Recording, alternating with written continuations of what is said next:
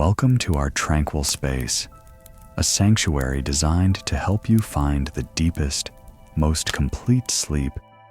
All the masks you wore today, all the social expectations, all the complex roles you had to play just for now, let them rest outside the door. Now, find a truly comfortable position. Slowly feel each part of your body letting go, stripping away the tension, and gently sinking deeper into the soft mattress. Relax your forehead, unclench your jaw, drop your shoulders, relax your mind. Tonight, we won't use philosophy to judge or to analyze history. We'll use it to simplify. You don't need to try to follow complex plots or understand moral theories at all. Simply listen. Allow this voice to wash over you like the soft, silent falling of snow on a quiet winter field, muting the noise of the world. And finally, take a long, deep breath in, and as you exhale, breathe out the artificial, ever so slowly. Let us drift into sleep together. And as your body settles into this quiet peace, let your mind begin a journey away from the palaces of the city and back to the honest earth, alongside the wise elder, Leo Tolstoy. In the stillness between each breath, we will walk the path of inner truth, discovering that true happiness is not found in the applause of the crowd, but in the ordinary, sacred warmth of a truthful heart. Tonight, we will light a candle together, a steady, gentle flame of peace right inside our own minds. Now, let your body rest and let the journey begin.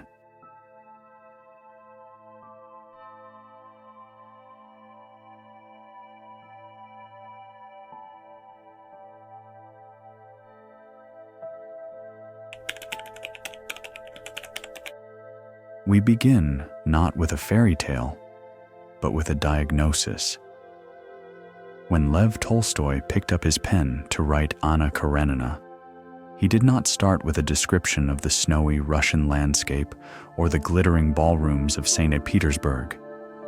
He started with a rule, a law of nature that stands as perhaps the most famous opening sentence in the history of literature. All happy families are alike. Each unhappy family is unhappy in its own way. For the listener seeking to understand the architecture of a happy home, this sentence is not merely a poetic observation, it is a rigorous structural blueprint. Tolstoy, in his role as a philosopher of the domestic, invites us to view the family not as a dramatic stage, but as a biological organism. Consider the human body. There is essentially only one way to be healthy. The heart beats at a steady rhythm. The lungs inflate and deflate. The blood circulates without obstruction. Health is monotonous. Health is repetitive. Health is alike in everyone.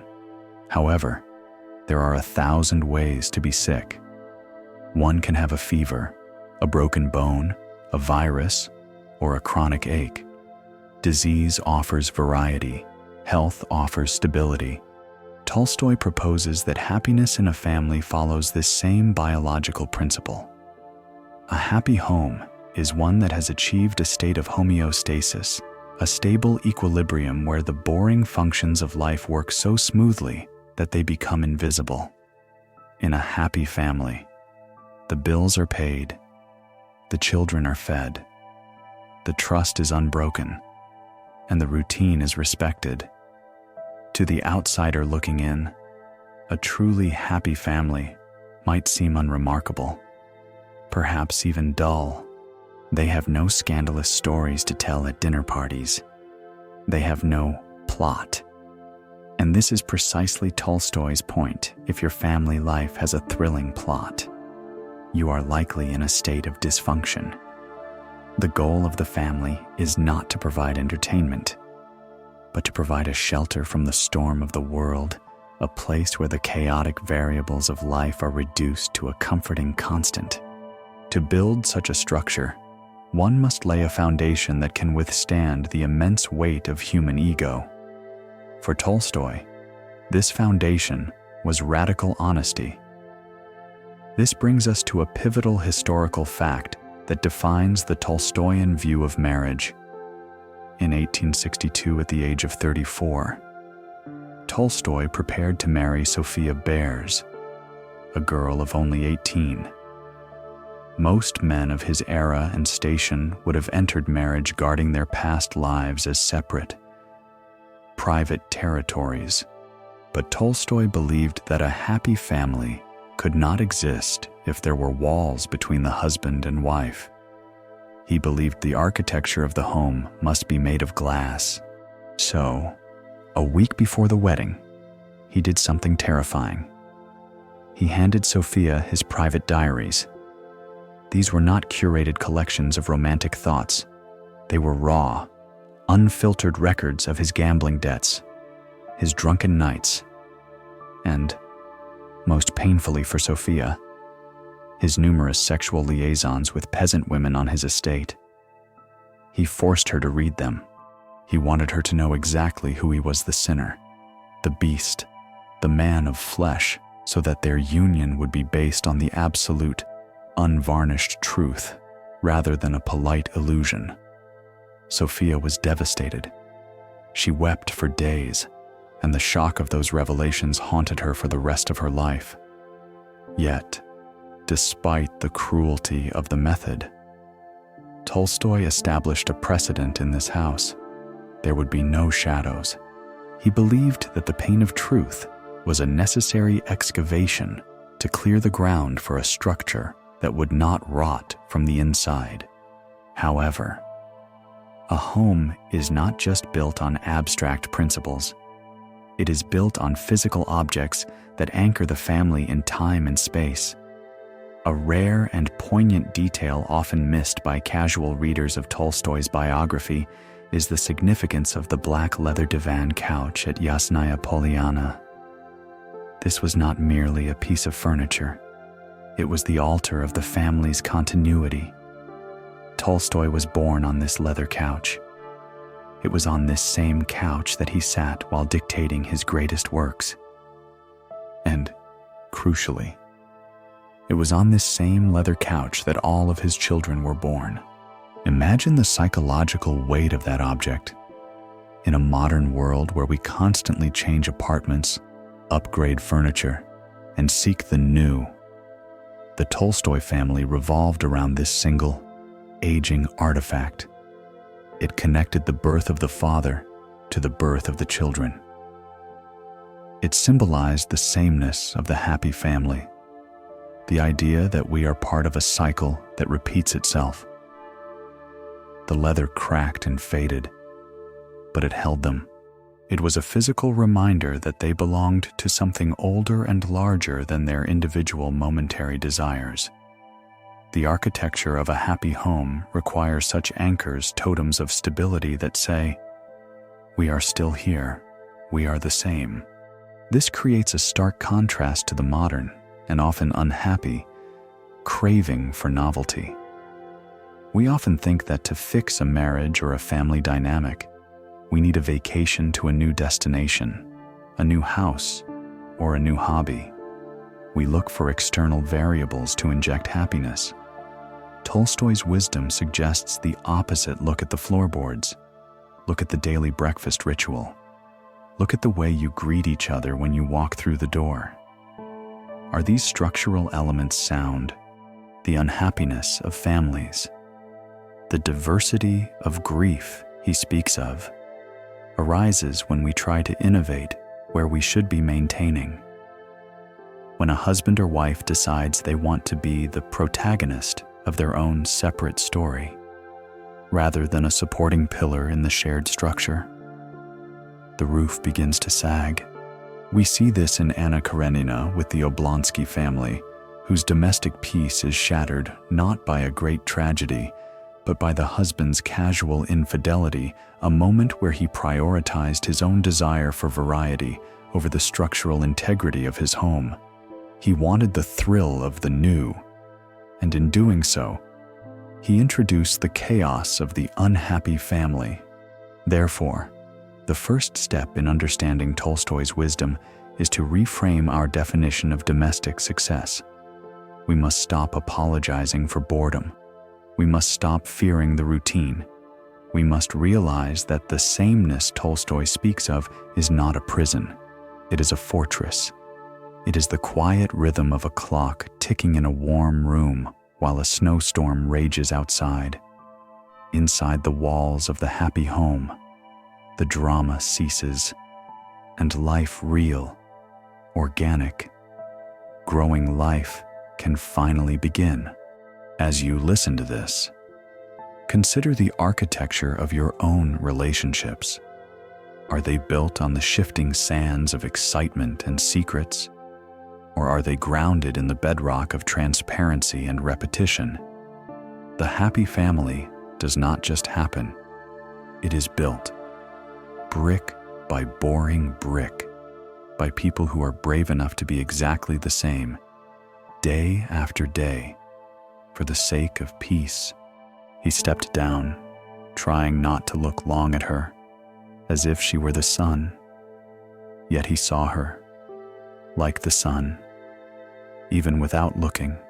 This is the nature of the centerpiece of the home. You do not need to stare at it constantly to know it is there. It warms you from the periphery. It is the gravity that holds the architecture together. Section 2. The dangerous myth of romantic passion. If the architecture of a happy home is built on the sturdy, monotonous pillars of routine and transparency, as we explored in the previous section, then what is the greatest threat to this structure? Tolstoy provides an answer that is as counterintuitive today as it was in the 19th century. We are conditioned by operas, novels, and modern cinema to believe that the pinnacle of human connection is romantic passion, that breathless, electrifying magnetism that pulls two souls together against the odds. Yet, Tolstoy warns us with the gravity of a sage. This form of passion is not the foundation of a family. It is often the dynamite that brings the walls down. In the vast landscape of Tolstoy's philosophy, there is a stark distinction between eros, the fiery, consuming love of possession, and the quiet, enduring love that sustains a household. To understand this, we must turn our gaze to the character of Count Vronsky in Anna Karenina. Vronsky is not a villain in the traditional sense. He is handsome, wealthy, and genuinely enamored with Anna. However, he represents the dangerous myth, the belief that love is a performance, a conquest, and a perpetual state of high emotion. The tragedy of Vronsky and Anna is not that society rejects them, but that they attempt to build a life solely on the fuel of romantic intensity. Tolstoy meticulously demonstrates that romantic passion is, by its nature, a hunger. It feeds on obstacles. When Anna and Vronsky are fighting to be together, their love seems infinite. But once they are together, isolated in their estate or traveling through Italy, the fire begins to consume the oxygen in the room. There is a profound silence that falls between them because passion has no content. It has no chores, no shared duties, no mundane rituals of paying bills or caring for a sick child, the very things that constitute the sameness of happy families. Without the external pressure of an obstacle, their connection withers, turning into jealousy and neuroticism. To illustrate the inherent destructiveness of this self-centered passion, Tolstoy embeds a rare and often overlooked detail within the text, a scene that functions as a chilling prophecy. Before Vronsky's affair with Anna fully destroys her life, there is the famous steeplechase horse race. Vronsky rides his beloved mare, Frou-Frou. The description of the horse is tender. He loves this animal. Yet, In the heat of the race, fueled by adrenaline and the desire to win, Vronsky makes a subtle, careless error. He does not keep pace with the horse's movement during a jump, and his heavy weight breaks the mare's back. The detail that haunts the reader is Vronsky's reaction. He kicks the dying animal in the belly. It is a moment of shocking brutality from a refined gentleman. Tolstoy uses this scene to encode a secret message. Vronsky breaks the horse not out of hatred, but out of a clumsy, ego-driven negligence. He loves the horse as an extension of his own glory, just as he loves Anna. When the object of his passion becomes broken or difficult, his immediate instinct is frustration, not compassion. This is the anatomy of romantic passion. It loves the high, but it despises the maintenance. This philosophical stance was not merely an intellectual exercise for Tolstoy. It was rooted in a grim historical fact that shattered his local community. In 1872, a few years before he began writing Anna Karenina, a tragedy occurred at the railway station near his estate. Yasnaya Polyana, a woman named Anna Stepanovna Pirogova, the mistress of Tolstoy's neighbor, threw herself under a freight train after being rejected by her lover. Tolstoy went to the station to view the body. He saw the mangled remains of a woman who had sacrificed everything for romance, only to be discarded when the passion faded. The horror of her anatomy, stripped of all poetic beauty, left a permanent scar on Tolstoy's psyche. He realized then that the myth of romance has a body count. It is not a harmless fairy tale. It is a social contagion that convinces people to trade the boredom of duty for a thrill that ends in annihilation. So, how does this apply to the pursuit of family happiness? Tolstoy forces us to confront a difficult truth to create a happy home. One must be willing to let the romance die so that intimacy can be born. Romantic passion is like a flare.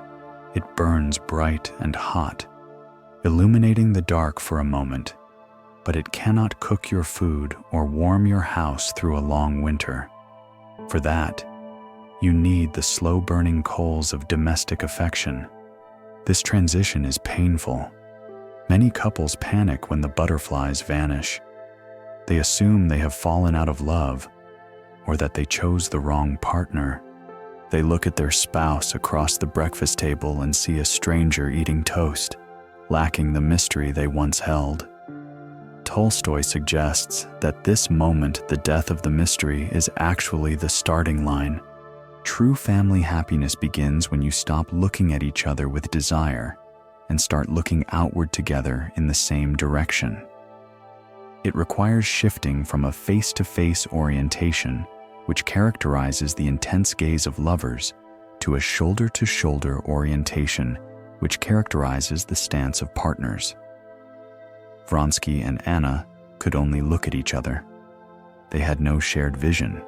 In contrast, a stable family unit looks towards the raising of children, the management of the estate or modern household, the service of the community, and the cultivation of the soul.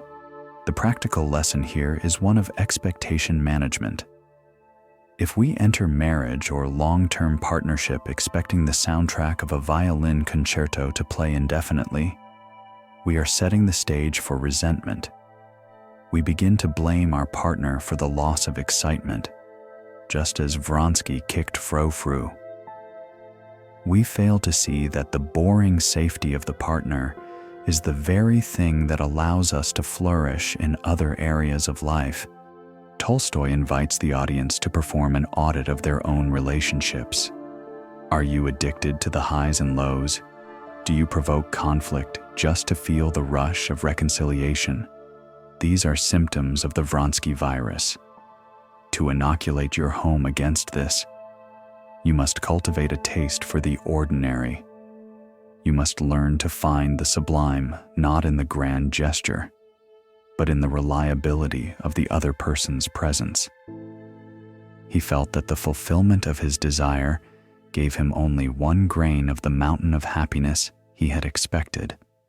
This fulfillment showed him the eternal error men make in imagining that their happiness depends on the realization of their desires. This quote from the novel encapsulates the hollowness of passion-seeking. The mountain of happiness we expect from romance is a mirage. The real mountain is built, stone by stone, through years of shared patience. As we drift deeper into sleep, let us release the need for our lives to be cinematic. Let us release the pressure to be passionately understood at every moment. Instead, let us appreciate the quiet, unglamorous weight of a blanket, a roof, and a steady presence that does not require us to perform. The death of romance is not the end of love. It is the clearing of the ground where the true home can finally be built. Section 3. Family happiness. The transition phase. If we accept the premise that the fiery, cinematic passion of Vronsky is a destructive force, we are left with a terrifying vacuum. What replaces it when the fire dies down? What is left in the hearth? For most modern couples, this cooling period, often called the end of the honeymoon phase, is a moment of profound crisis. It is the moment when one partner looks at the other and thinks, "You have changed. You are not the person I fell in love with." Tolstoy, however, anticipates this crisis with the precision of a surgeon in his early, often overlooked novella titled, quite literally, Family Happiness. Written in 1859, years before his own marriage and the sprawling epics that would make him famous. This short novel serves as a prophetic laboratory for his theories on domestic evolution. The story follows a young, vibrant woman named Masha, who marries an older, stoic guardian named Sergei. In the beginning, their love is defined by the breathless intensity we discussed in the previous section, Moonlit Walks, nervous glances, and the feeling that they are the only 2 people in the universe.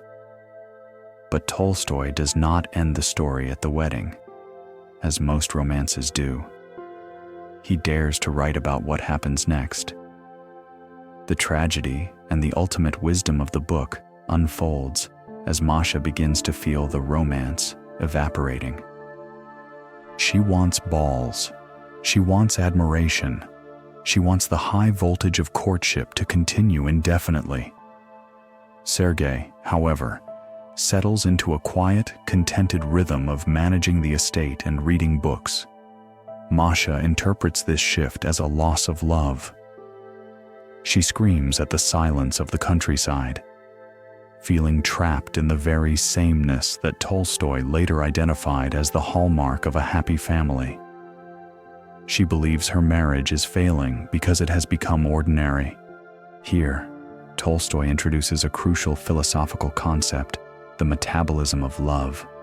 Just as a caterpillar must disintegrate to become a butterfly, the initial form of love romance must die to give birth to the superior form of love family. They cannot coexist. Romance is exclusive. It shuts the world out. Family is inclusive. It builds a world within. A significant historical fact illuminates why Tolstoy wrote this cautionary tale with such psychological accuracy. At the time of writing, Tolstoy was courting a woman named Valeria Arseneva. She was much younger, social, and frivolous, a real-life Masha. Tolstoy tried to educate her, to mold her into a serious wife, but he failed.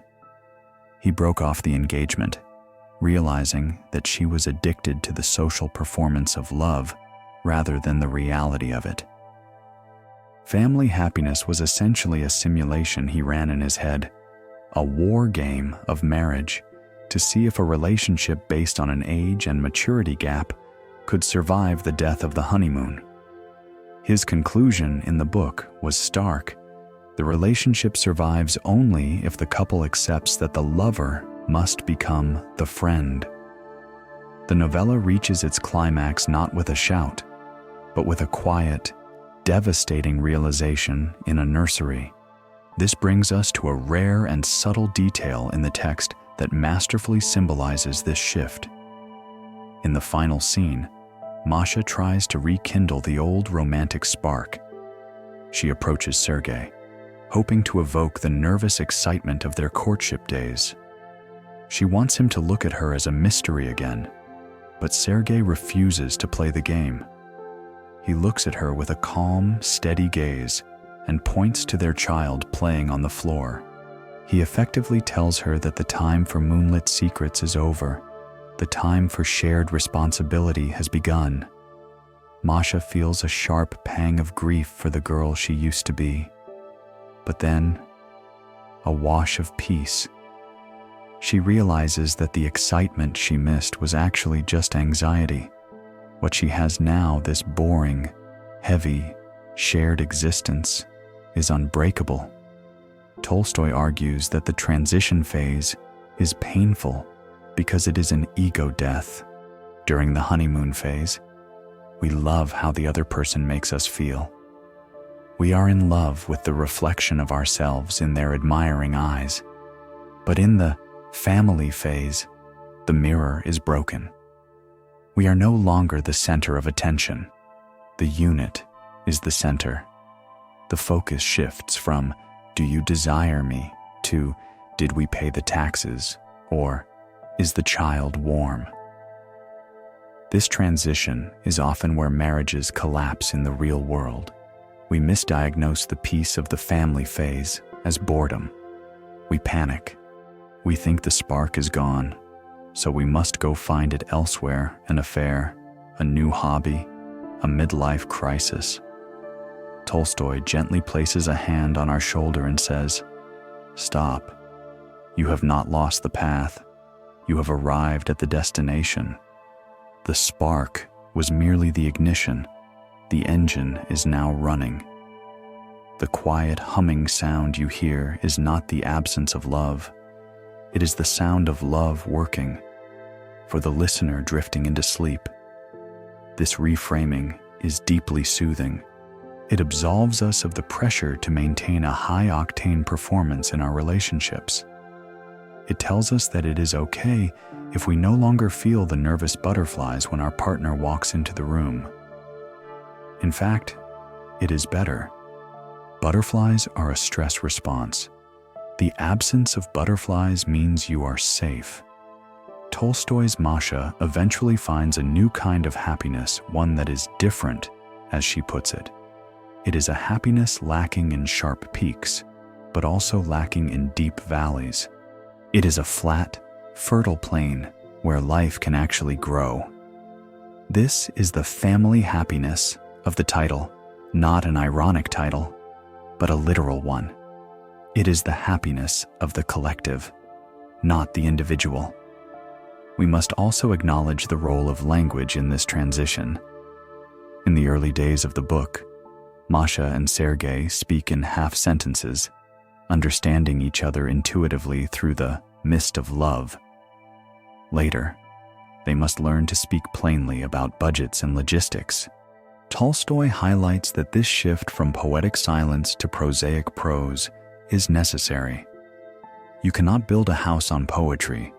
You build it on clear instructions and contracts.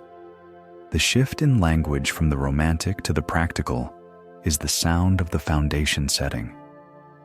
So, how do we navigate this transition in our own lives? Tolstoy suggests we must mourn the death of romance, just as we mourn the passing of a season. It is okay to be sad that the summer of infatuation is over, but we must not try to glue the fallen leaves back onto the trees. We must prepare for the autumn, the harvest. The harvest is heavy work. It is not as pretty as the flower, but it feeds you. Romance is the flower. Family is the fruit. You cannot have both at the same time. As we conclude this section, let the anxiety about the state of your relationship dissolve. If you are in a phase where the silence feels heavy, where the excitement seems to have drained away. Consider that you might be standing on the threshold of the only love that actually matters. You are standing in the nursery with Masha and Sergei, realizing that the person next to you is no longer an idol to be worshipped, but a flawed, steady hand to hold in the dark. I felt that the time of that old love had passed, and that a new feeling of love for my children and the father of my children was beginning. A love which was not, indeed, like the old one, but was yet clearer and stronger. This clarity is the gift of the transition. The fog of passion lifts, and for the first time, you see the other person not as a character in your story, but as a sovereign human being, and you decide to stay. Section 4. The Art of Boring Love. If the transition from romance to family is a kind of death, then what is the life that follows? In the modern imagination, we fear nothing more than the word boring. We associate boredom with stagnation, with a lack of growth, and with the graying of the soul. We are terrified that if our marriage becomes predictable, it has failed. Yet, Lev Tolstoy, in his infinite contrarian wisdom, posits a radical theory. Boredom is not the enemy of love, it is the very soil in which love grows. In the Tolstoyan universe, the ability to endure and even enjoy the repetitive boredom of daily existence is the highest mark of spiritual maturity. To understand this, we must look at the most controversial transformation in all of literature, the fate of Natasha Rostova in War and Peace. For hundreds of pages, Natasha is the embodiment of life itself. She is vibrant. She dances. She sings. She falls in love with the sky and the stars. She is the creature everyone wants to be and everyone wants to be with.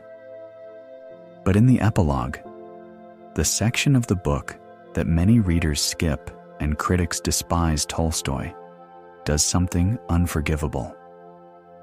He turns this magical creature into a boring housewife.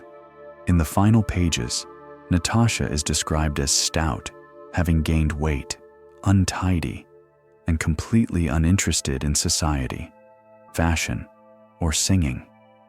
She is obsessed with her children and her husband, Pierre. When War and Peace was published, critics were horrified. They felt Tolstoy had betrayed his heroine, stripping her of her poetry and chaining her to the nursery. But they missed the point entirely. Tolstoy was not punishing Natasha. He was rewarding her. He was showing that she had finally graduated from the exhausting performance of being charming to the authentic reality of being useful. She no longer needed to entertain the world. She only needed to nurture her world. This brings us to a rare and visceral detail that Tolstoy intentionally included to test the reader's stomach for reality.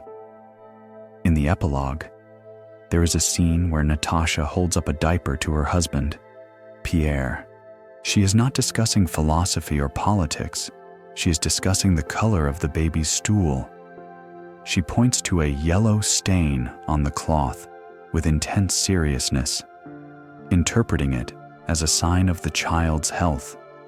To the romantic poets of the 19th century, this was disgusting.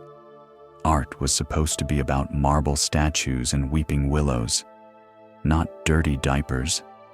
But for Tolstoy, that yellow stain was a holy object. It represented a level of intimacy where nothing is hidden, nothing is sanitized, and nothing is performed. It was the ultimate anti-romance moment that proved the depth of their bond. Pierre and Natasha had reached a place where they could share the grossest, most mundane details of biological life and find importance in them. This creates the concept of the art of boring love. This art form relies on the understanding that true intimacy is not found in grand gestures, vacations to Paris, diamond necklaces, or poetic declarations under the moonlight. Those are easy. Anyone can love someone in a palace. The real test of intimacy is, can you love someone while you are both tired? The baby is crying, the roof is leaking, and you are eating leftovers for the third night in a row. Tolstoy suggests that these repetitive rituals, eating, cleaning, sleeping, waking, act like a chant or a mantra in meditation. They quiet the ego. When you wash the dishes for your family every night, you are not just cleaning ceramic. You are performing a liturgy of service. The repetition proves the reliability of your love. A love that requires constant novelty is a fragile love. It is an addiction to dopamine. A love that thrives in routine is a sturdy love. It is based on oxytocin, the chemical of bonding and safety. To practice this in his own life, Tolstoy adopted a historical habit that baffled his aristocratic peers. He became a shoemaker. Imagine one of the most famous, wealthy counts in Russia, a man who owned thousands of acres of land, sitting on a low stool in a shed, hammering nails into leather soles. He wasn't doing this because he needed shoes. He was doing it because the work was repetitive, boring, and difficult. Tolstoy found that the intellectual work of writing novels often agitated his mind, filling him with vanity and anxiety. But the boring work of making a boot, stitching the leather, shaping the heel, calmed him down. It connected him to the physical reality of the world. He realized that a family operates much like a shoe. It doesn't need to be covered in jewels. It needs to be durable, well stitched, and able to withstand the mud. By engaging in boring labor, Tolstoy was training himself to appreciate the simple, structural integrity of things rather than their decorative value. This philosophy offers a profound relief to the modern listener. We live in an era of hyper-curated lives where social media convinces us that other families are constantly having adventures. We see photos of perfect brunches, scenic hikes, and smiling children in matching outfits. We compare our own lives filled with laundry piles, silence, and evenings spent staring at phones, and we feel inadequate. We think, my life is boring, therefore it is wrong. Tolstoy whispers to us from the 19th century, no, your life is boring, therefore it is real. He warns us that the desire to escape boredom is often the desire to escape connection. When we say we are bored with our partner, what we often mean is that we have run out of distractions. We are forced to sit with them and with ourselves in the nakedness of the present moment. And that is terrifying. It is easier to chase a new thrill than to sit in the silence. But if you can push through that initial discomfort, you find a second layer of peace. You find the comfort of knowing that you don't have to do anything to be worthy of love. You just have to be there. The art of boring love also redefines how we view conflict. In a dramatic, romantic relationship, conflict is a plot point. It is a battle to be won. In a boring family relationship, conflict is just a logistical issue to be solved, like a broken window or a missing button. Because the couple is grounded in the reality of the diaper and the shoe, they don't elevate every argument into a Shakespearean tragedy. They are too busy, too grounded, and too intertwined to waste energy on high drama. So, as you settle deeper into relaxation, give yourself permission to be boring. Cherish the fact that you know exactly how your partner takes their coffee. Cherish the fact that you sit in the same spot on the sofa every night. Cherish the repetitive sound of your children breathing or your partner snoring. These are not signs of a life that has stalled. They are the heartbeat of a life that has survived. The grand gestures are for the guests. The boring rituals are for the family.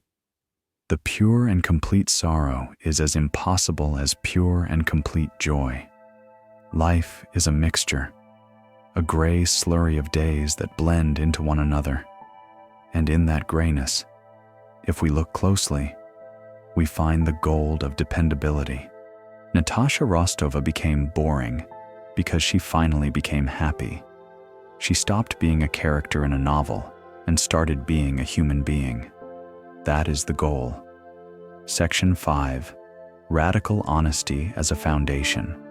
We have established that the happy home is architectural in nature, built on routine and the acceptance of boredom. But even the strongest walls will crumble if the ground beneath them is hollow. In the geology of human relationships, that hollow ground is the secret. We all carry them. We carry small secrets about our spending, medium secrets about our anxieties, and large, jagged secrets about our pasts. We believe, with a desperate kind of logic, that these secrets protect our loved ones. We think, if they knew who I really was, they would leave. Lev Tolstoy, however, demands a terrifying alternative. If they do not know who you really are, they have never actually arrived. This brings us to the concept of radical honesty, not merely as a moral virtue, but as a survival mechanism for the family unit. In Tolstoy's view, a marriage maintained by polite omissions is a ticking time bomb. The silence where a truth should be is not empty. It is filled with the dark matter of resentment and distance. To explore this, we return to Anna Karenina, but this time to the character of Konstantin Levin, who is widely acknowledged as the avatar of Tolstoy himself.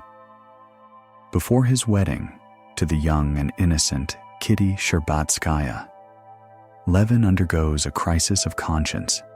He is a man of the world, 32 years old, who has lived a life of bachelor indulgence. Kitty is a sheltered aristocrat. Levin loves her with a clumsy, overwhelming adoration, but he is tormented by the feeling that he is defrauding her. He feels that if he marries her while she views him as a saint, he is entering the union under false pretenses. So, he commits the act we touched upon earlier. He gives her his diaries. But here, we must analyze the psychology of the recipient, Kitty. When she reads these accounts of his atheism, his gambling, and his carnal sins, she weeps. It is a moment of pure agony for both. But and this is the crucial Tolstoyan insight, she does not leave him. The idol of Levin is destroyed. Yes, the perfect knightly figure she imagined is dead. But in his place stands a real man, flawed, shameful, and tangible. By killing the illusion before the vows are exchanged, Levin ensures that Kitty falls in love with him, not a projection of him. Tolstoy posits that the exhaustion we feel in relationships often comes from the energy required to hold up a mask. Imagine the physical fatigue of constantly sucking in your stomach to look thinner. Now imagine the spiritual fatigue of constantly sucking in your soul to look purer. It is unsustainable. By engaging in radical honesty, Levin exhales. He lets the ugly truth hang in the air, and when Kitty accepts it, the relief is absolute. There is nothing left to hide, so there is nothing left to fear. However, honesty in the Tolstoyan sense is not just about confessing past sins. It is about the transparency of the present soul. This leads us to a rare and beautiful detail, one of the most famous yet misunderstood scenes in literature: the chalk scene. Before their engagement is official, Levin and Kitty find themselves at a card table. They are too shy to speak their feelings aloud, paralyzed by the social etiquette of the 19th century drawing room. Levin takes a piece of chalk and writes a maddeningly complex string of initial letters on the green felt W. A, T, M, I, C, N, B, D, T, M, N, O, T. To anyone else, this is nonsense. It is a cryptographic puzzle. But Kitty stares at the letters, and her eyes widen. She understands. She reads his soul. The letters stand for, "When you told me it could never be." Did that mean never, or then referring to a previous rejection? She takes the chalk and writes her answer in initials T, I, C, N, A, D. Then I could not answer differently. This scene is based on a historical fact. This is exactly how Lev Tolstoy proposed to Sophia Behrs. They communicated an entire conversation about life, regret, and future hope using only acronyms on a card table. Why does Tolstoy include this? Is it just a romantic gimmick? No. It is a demonstration of the ultimate reward of radical honesty. When you have stripped away the lies and the pretenses, you achieve a level of connection that borders on telepathy. Levin and Kitty understand each other's abbreviated code because their minds are tuned to the same frequency of truth.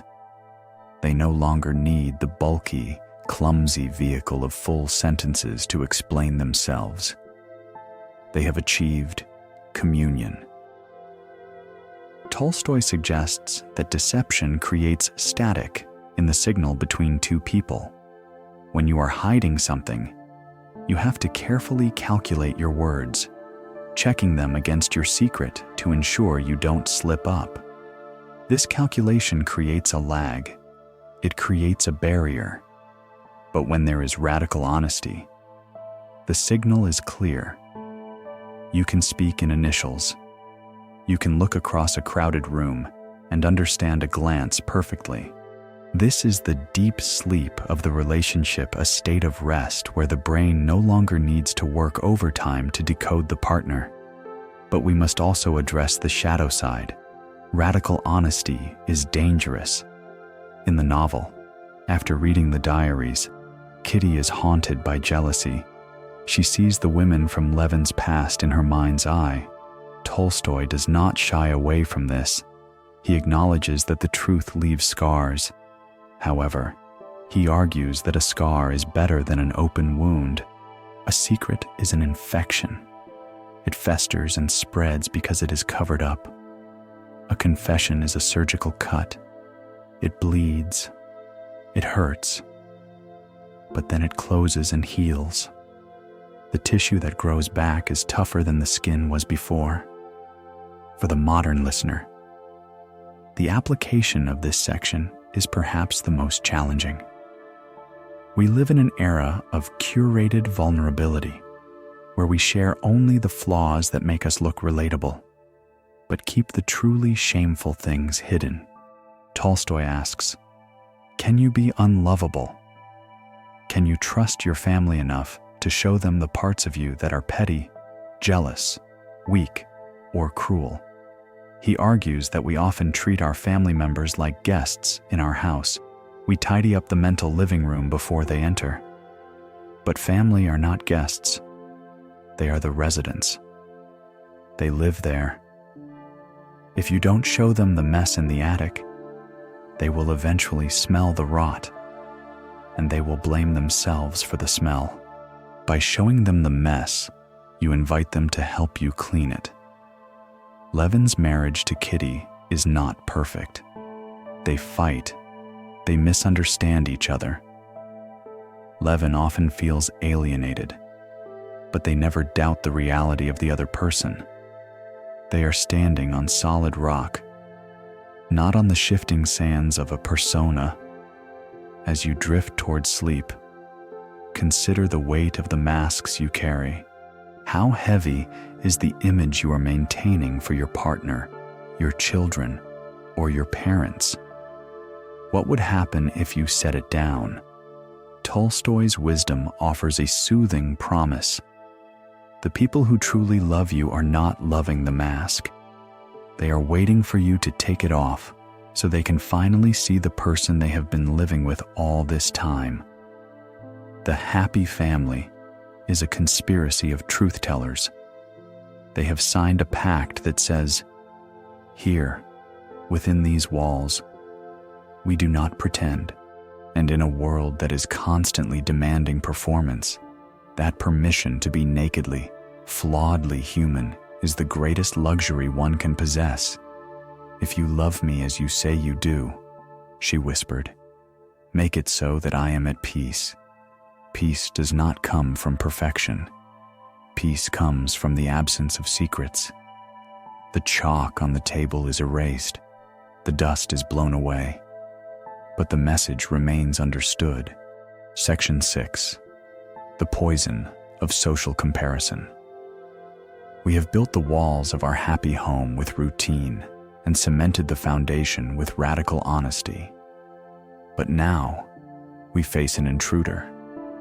This intruder does not break down the door with an axe. It slips in through the cracks of the windows like a draft. It sits at your dinner table, invisible, whispering that the food you are serving is not fancy enough. It stands in your closet, whispering that your clothes are outdated. It looks at your children and whispers that they are falling behind. This intruder is social comparison. And in the philosophy of Lev Tolstoy, it is the arsenic that slowly poisons the blood of the family. Tolstoy observed a peculiar tragedy in the Russian aristocracy of the 19th century, a tragedy that mirrors the modern condition perfectly. He saw families that had everything they needed for happiness: health, land, food, and love. Yet, they were miserable. Why? Because they were not looking at what they had. They were looking at what their neighbors had. They were living not for themselves, but for the phantom audience of high society. To illustrate this, we turn to the character of Stepan Arkadyevich Oblonsky, Stiva, Anna Karenina's brother. Stiva is not a malicious man. In fact, he is portrayed as charming, jovial, and kind-hearted. Yet, he is a disaster for his family. He drains his household's finances, cheats on his exhausted wife Dolly, and lives in a perpetual state of debt. Why not? Because he is evil, but because he is a slave to comparison. He believes he must have the finest oysters, the best carriages, and the correct mistress, simply because that is what men of his station do. He sacrifices the reality of his family's security for the illusion of social belonging. There is a rare and infuriating detail in Anna Karenina that captures this perfectly. It is the scene where Stiva sells a forest belonging to his wife's estate. This forest is the family's legacy. It is the timber that should provide for his children's future. But Stiva needs cash immediately to maintain his lavish lifestyle in Moscow. He sells the forest to a merchant named Ryabinin for a fraction of its actual value. He essentially burns his children's inheritance to keep the champagne flowing for a few more months. Tolstoy writes this scene with a quiet rage. He shows us that Stiva's crime is not that he is bad at math. It is that he values the approval of his peers more than the survival of his own kin. He is terrified of appearing poor or stingy to society, so he makes his family actually poor to keep up the appearance. This echoes a historical fact from the Tolstoy household that nearly tore the family apart. In the 1880s, after his spiritual awakening, Tolstoy decided that private property was a sin. He wanted to renounce the copyright to his books worth a fortune and give his land away to the peasants. He wanted to opt out of the game of social comparison entirely. His wife, Sophia, however, was terrified. She argued fiercely, not just for greed, but for the future of the children. She screamed that if they gave everything away, their sons would not be able to attend university or marry into good families. They would be social outcasts. This conflict, the Great Discord, was essentially a war between two definitions of safety. For Sophia, safety meant social status and money winning the game of comparison. For Tolstoy, safety meant spiritual freedom and self-sufficiency, leaving the game entirely. While Tolstoy's position was extreme, his diagnosis was correct. As long as the family's happiness depends on external validation, the family is vulnerable. If the stock market crashes, or if fashions change, the family's identity collapses. Tolstoy identifies that the poison of comparison usually manifests in the home as artificial needs. We convince ourselves that we need a bigger house, a second car, or private school tuition to be a good family. These are not biological needs. They are social hallucinations. But the stress they create is very real. Husbands work themselves to death to pay for them. Wives succumb to anxiety trying to manage them. The family stops being a haven of rest and becomes a factory for producing status. In Anna Karenina, the counterexample is once again Konstantin Levin. Levin lives in the country. He is wealthy, but he does not play the game. When he visits Moscow, he is mocked for his bearskin coat and his fingernails, which are not perfectly manicured. He feels awkward. Yes. But when he returns to his estate, that anxiety vanishes. He realizes that the trees, the cows, and the sky do not care about his coat. His needs in the country are simple: a warm fire, a healthy harvest, and the safety of his wife. By physically removing himself from the epicenter of comparison, the city, he vaccinates his marriage against envy. Tolstoy's advice for the modern listener is to create a hermetic seal around the family economy. We must draw a sharp line between what the world expects and what this house requires. When you close your front door in the evening, you must lock the world out, not just physically, but psychologically. Imagine if you stopped caring whether your home looked like the ones in magazines. Imagine if you stopped caring if your children were geniuses compared to their classmates. Imagine if you measured your family's success not by its net worth, but by its net peace, the amount of laughter and low-stress silence in the living room. Steva Oblonsky died metaphorically by 1,000 cuts of envy. He never enjoyed his life because he was always looking over his shoulder to see if anyone was watching. Don't be Steva. Be the forest he sold. Be rooted. Be silent. Grow at your own pace, indifferent to the fashions of the axe wielders. The happy family is an island. It has its own currency affection, its own laws, honesty, and its own culture traditions. It does not trade with the mainland of public opinion unless absolutely necessary. By cutting the trade routes of envy, you starve the intruder. The phantom guest at the table fades away, leaving only the people who actually love you. And you realize, looking at their faces in the lamplight, that you are already rich. Section 7, Shared Labor. The Mowing Principle. We have purged the home of secrets and sealed it against the toxic winds of social envy.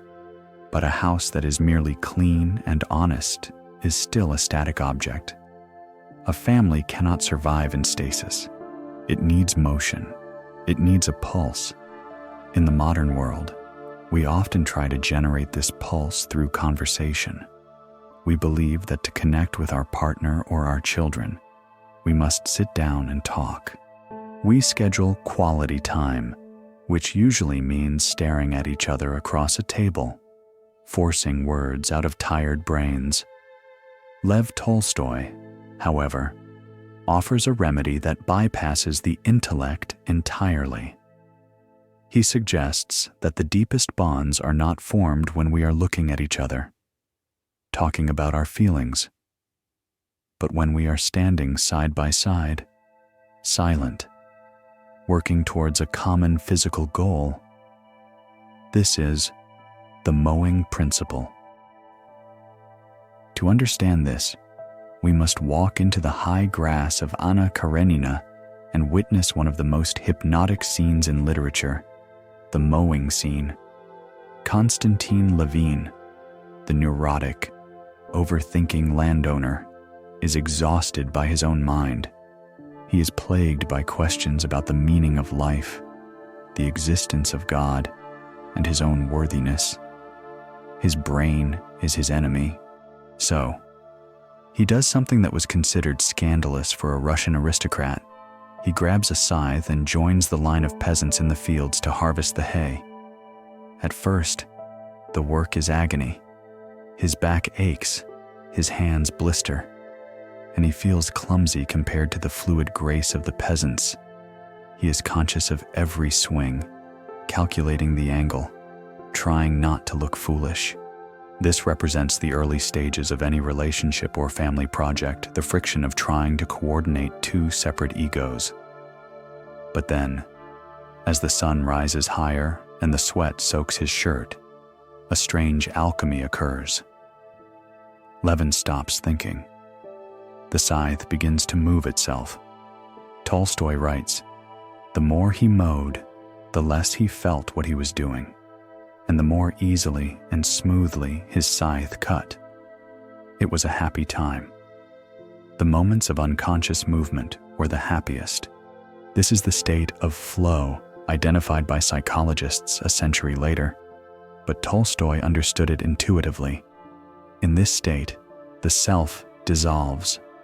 Levin is no longer a count, and the peasant next to him is no longer a serf. They are just two rhythmic forces moving in unison with the earth. The hierarchy melts away. The anxiety melts away. There is only the swish of the blade and the smell of the cut grass.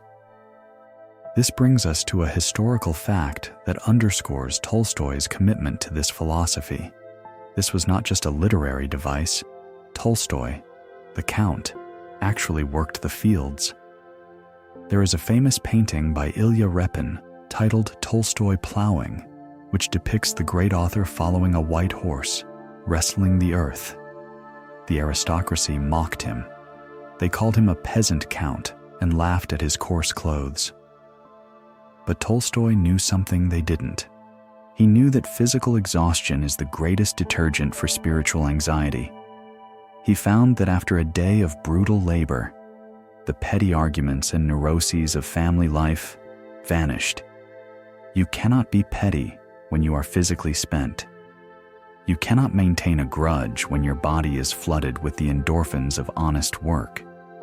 The application of the mowing principle to domestic happiness is profound. Modern couples often suffer from a surplus of mental energy and a deficit of physical purpose.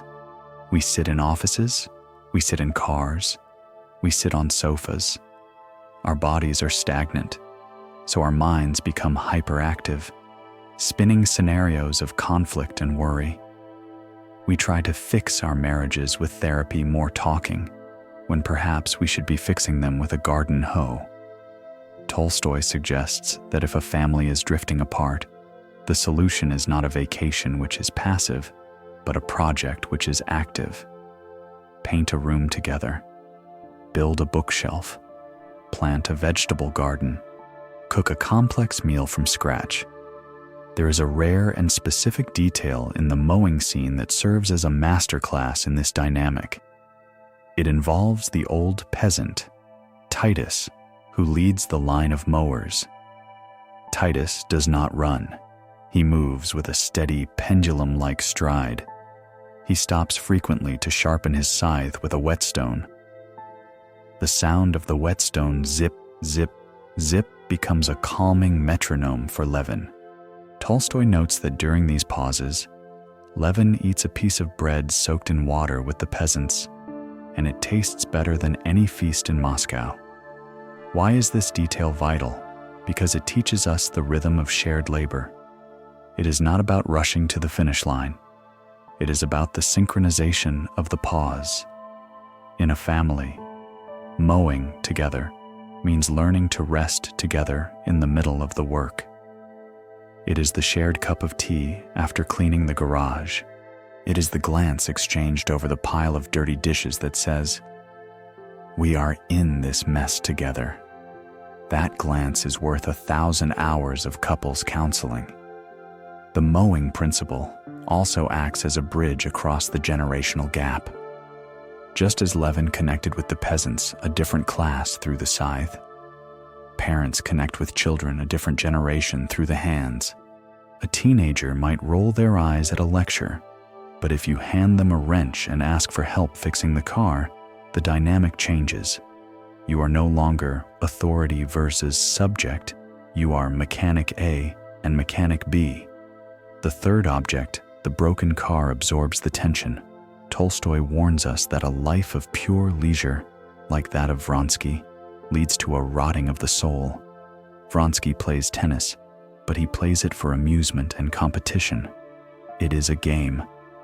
Levin mows for survival and unity. It is a ritual. The difference is intention. For the listener seeking sleep, let your mind drift to the image of the scythe swinging in a perfect arc. Swish, step, swish, step. It is a hypnotic, repetitive motion. It requires no thought, only presence. Imagine that your worries are the tall grass. You do not need to analyze the grass. You simply need to cut it down, row by row, with steady, rhythmic movements. Consider, what is the scythe in your relationship? What is the physical task that can unite your household? It doesn't have to be farming.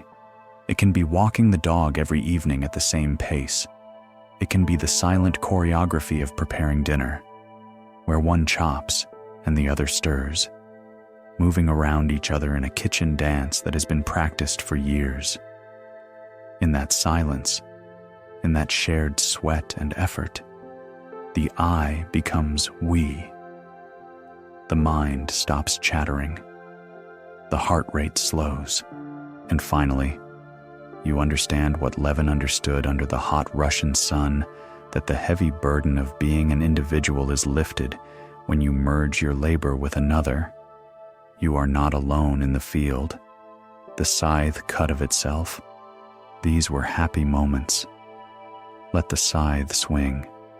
Let the work be done. Let the body rest. Section 8. Children as spiritual anchors. If the mowing of the fields is the shared labor of the body, then the raising of children is the shared labor of the soul.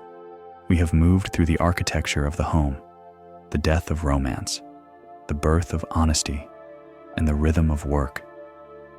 Now, we arrive at the heavy, chaotic, and sacred center of the Tolstoyan universe, the nursery. In the modern world, we often view children as additions to our lives, creatures that we must manage, educate, and mold, all while trying to maintain our own individual identities. We speak of balancing career and family, as if the child is a hobby that has gotten out of hand. Lev Tolstoy, however, overturns this perspective. For him, the arrival of a child is not an addition, it is a demolition. It is the demolition of the parent's ego. Tolstoy posits that a marriage consisting of only two people is geometrically unstable. It is a straight line between 2 points. If one point wavers, the line breaks. If one ego swells, it encroaches on the other. There is constant friction because there is nowhere for the energy to go but back and forth. The arrival of a child changes the geometry of the relationship from a line to a triangle. Suddenly, there is a third point, a point that requires absolute, selfless attention. The parents stop looking at each other's faults and start looking at the child's needs. The tension is triangulated. The structure becomes rigid, strong, and capable of bearing weight. To understand the visceral reality of this, we must return to Anna Karenina and witness the birth of Konstantin Levin's first son. Tolstoy, true to his philosophy of radical honesty, does not paint this scene with the soft brushstrokes of a Renaissance Madonna. He paints it with the harsh, red colors of biology. When Levin enters the room after the birth, he expects to feel a wave of angelic love. He expects the Hollywood moment. Instead, he feels a profound, confused horror. This brings us to a rare and courageous detail in the text. Levin looks at his newborn son and describes him not as a beautiful baby, but as a red, peeling, struggling little creature. He admits that he feels no love, only a strange mix of pity and disgust, similar to what one feels for a wounded animal. Why does Tolstoy include this? Is it to show Levin is a bad father?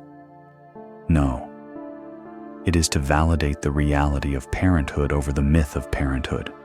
Tolstoy is telling the exhausted parent listening to this, it is okay if you did not feel the magic instantly. It is okay if the biology of it repulses you initially. Love is not a spark. It is a labor. Levin's love for his son does not arrive like a lightning bolt. It grows like moss. It grows through the sleepless nights, through the cleaning of the yellow stains we mentioned earlier, and through the terrifying realization that this fragile thing is entirely dependent on him. This is the spiritual anchor. The child anchors Levin to the earth. Before the child, Levin could contemplate suicide or existential dread. After the child, he cannot. He is tethered to life by the tiny, gripping hand of his son. He loses the luxury of despair.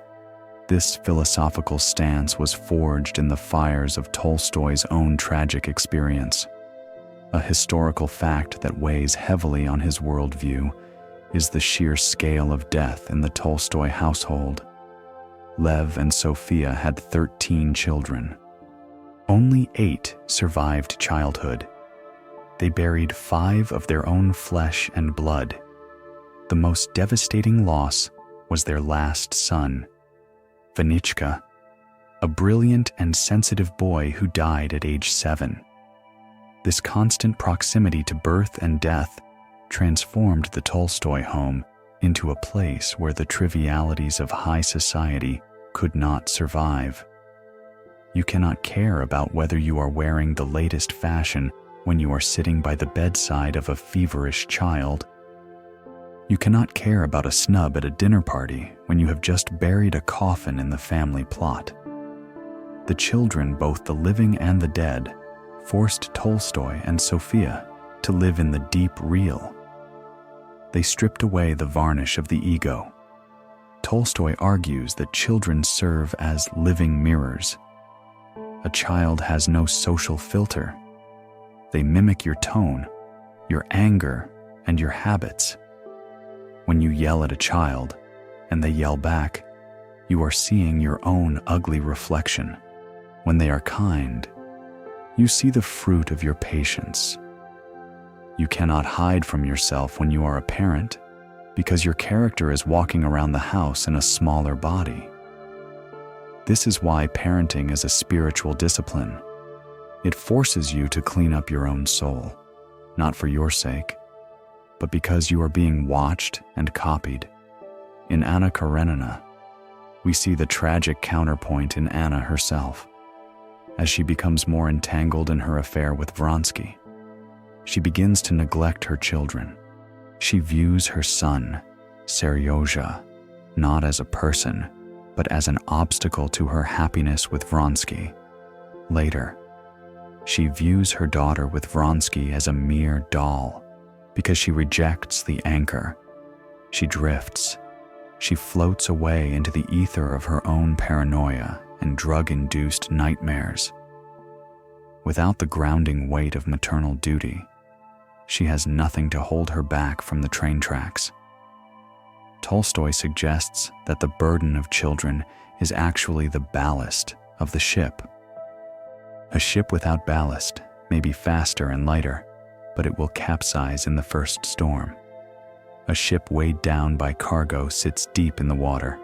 It moves slower. Yes. It is harder to steer.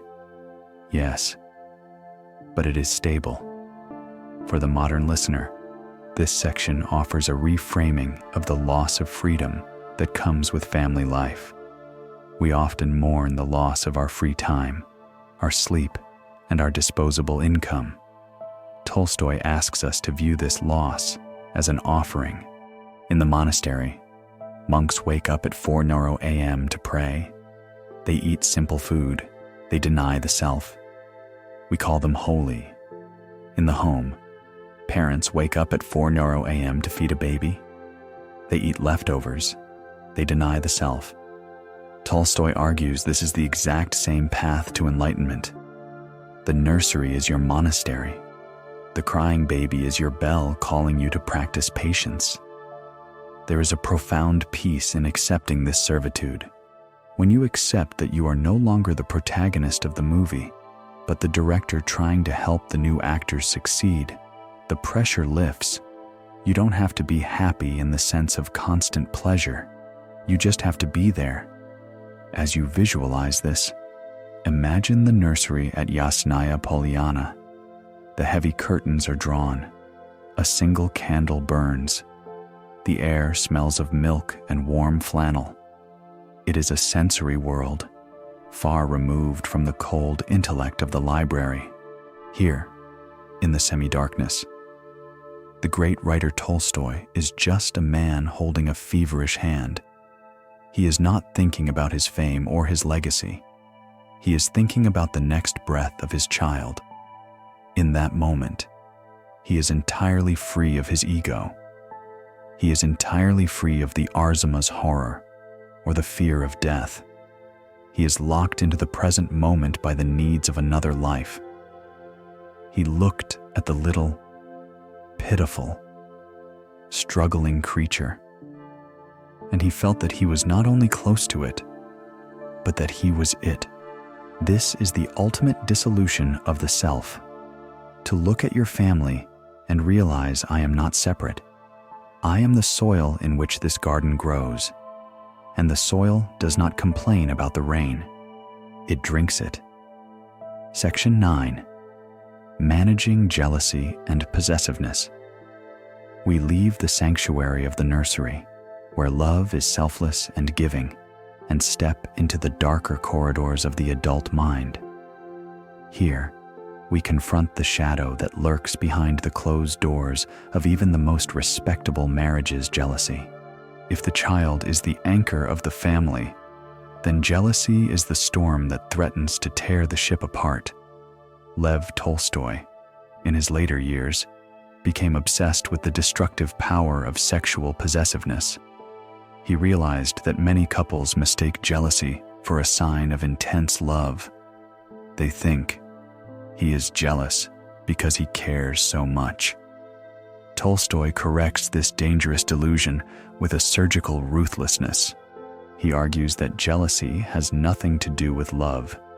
It has everything to do with ownership. When we treat our partner as a possession, as an object that belongs to us, we live in perpetual terror that someone else might steal them. To explore this toxicity, we must open the pages of Tolstoy's most controversial and disturbing novella, The Kreutzer Sonata.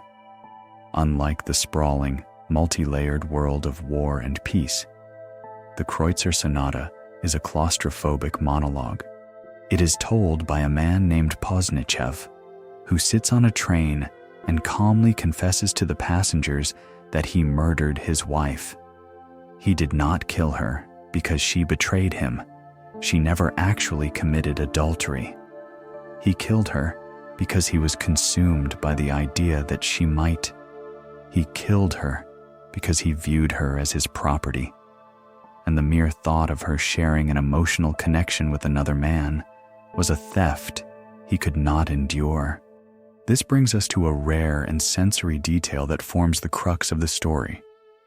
The catalyst for Posnichev's madness is not a love letter or a secret rendezvous, but a piece of music, Beethoven's Kreutzer Sonata Violin, Sonata No. 9. In the pivotal scene, Posnichev's wife, a pianist, performs this difficult piece with a male violinist. As Posnichev watches them play, he does not hear art. He hears sex. He watches the way their bodies sway in rhythm, the way the violin calls and the piano answers. He sees them entering a shared emotional space that he cannot enter. Tolstoy describes the music not as soothing, but as a terrifying agitation of the soul. Posnichev feels that the music strips away social conventions and reveals a raw, primal energy that threatens his control. He realizes that his wife has an inner life, a capacity for passion and beauty that exists completely independently of him. And that is what he cannot forgive. He realizes he owns her body, but he does not own her soul. This novella sparked a historical firestorm. When it was published in 1889, it was immediately banned by the Russian censors. In the United States, the Post Office Department banned the mailing of the newspaper that serialized it.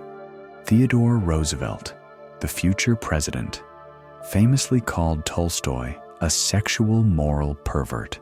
Why such a violent reaction?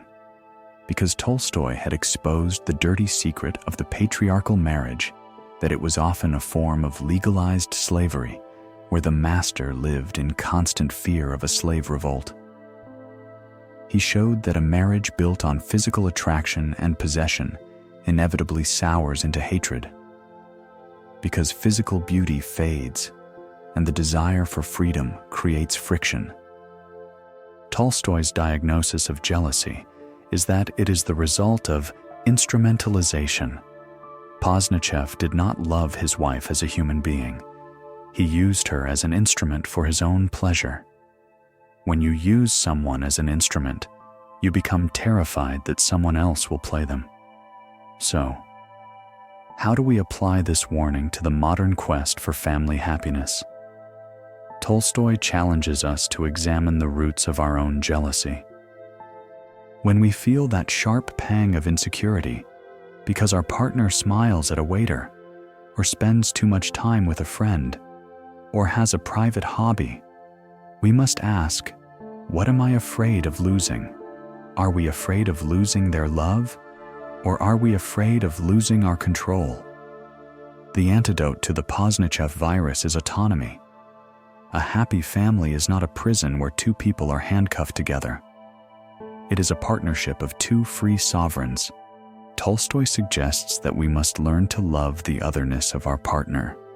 We must love the fact that they have thoughts we will never know, dreams we do not share, and a history that predates us.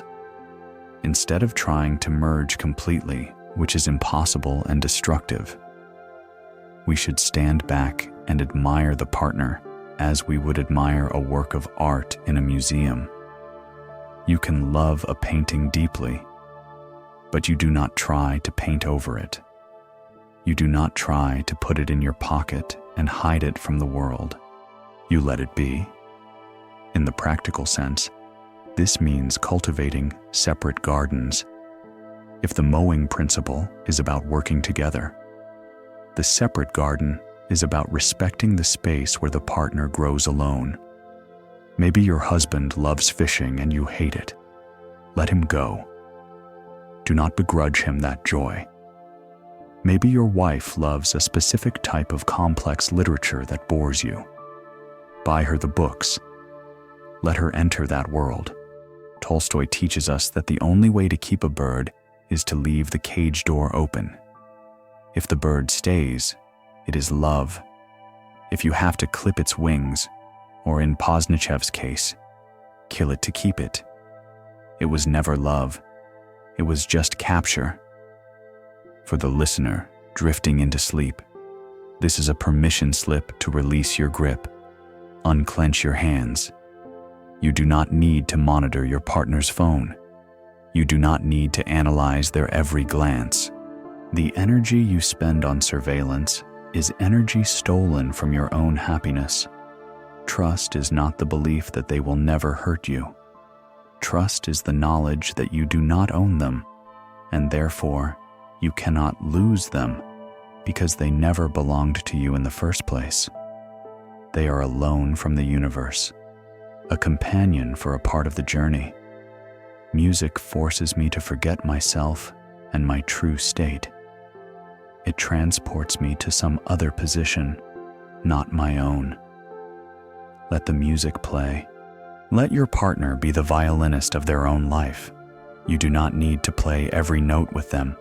Sometimes, the most loving thing you can do is sit in the audience, close your eyes, and simply listen, without fear. Section 10. The cure for domestic boredom. We have navigated the storms of passion, the labor of the harvest, and the dark waters of jealousy. Now, we arrive at a danger that is far more subtle, silent, and pervasive.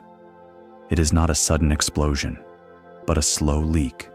It is the condition that the French call ennui, and the Russians call toska, a heavy, spiritual boredom that settles over a household when life becomes too comfortable. Lev Tolstoy identified this as the specific disease of the middle and upper classes. In his observations, he noticed a paradox.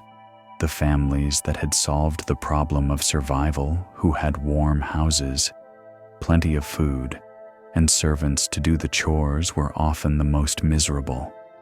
They suffered from a paralysis of the will. Without the daily struggle for bread, they had nothing to push against. Their energy, having no outlet in necessary labor, turned inward and soured into neurosis, hypochondria, and endless bickering. They were bored, not because they had nothing to do, but because nothing they did felt vital. Tolstoy's diagnosis was radical. Comfort is not the goal of family life. It is the enemy. A family that exists solely to enjoy its own comfort is a family that is slowly suffocating in its own exhaust fumes. To illustrate the cure for this stagnation, we must look at a pivotal moment in Russian history where Tolstoy led his family out of the golden cage and into the mud of reality. This brings us to the historical fact of the Great Famine of 1891-1892. While the Russian aristocracy was busy attending balls and debating politics in St. Petersburg, millions of peasants in the central provinces were starving to death due to crop failure. The government tried to downplay the crisis. Tolstoy, however, could not sit in his comfortable study at Yasnaya Polyana, writing novels while his neighbors ate bark and clay. He suspended his literary work and moved physically to the famine-stricken region of Ryazan. But he did not go alone. This is the crucial point for our discussion on family. He took his daughters, Tatiana and Masha, with him. They did not go as tourists. They went as workers. They set up headquarters in a small, drafty hut. The great author and his aristocratic daughters spent their days chopping vegetables, organizing supplies, and ladling hot soup for thousands of skeletal peasants. This period offers a rare and visceral detail that explains the cure. During the famine relief, Tolstoy analyzed the bread being eaten by the peasants to understand their nutritional deficit. He found it was often made of a mixture of rye, quinoa, and ground-up weeds. It was black, heavy, and bitter.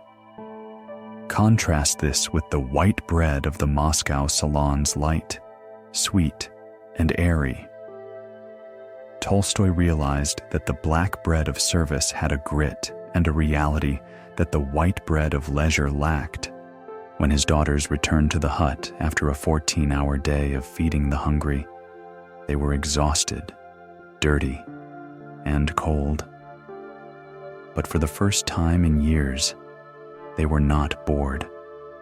The petty dramas of their social lives, who was wearing what, who said what, vanished instantly. They were too tired to be neurotic.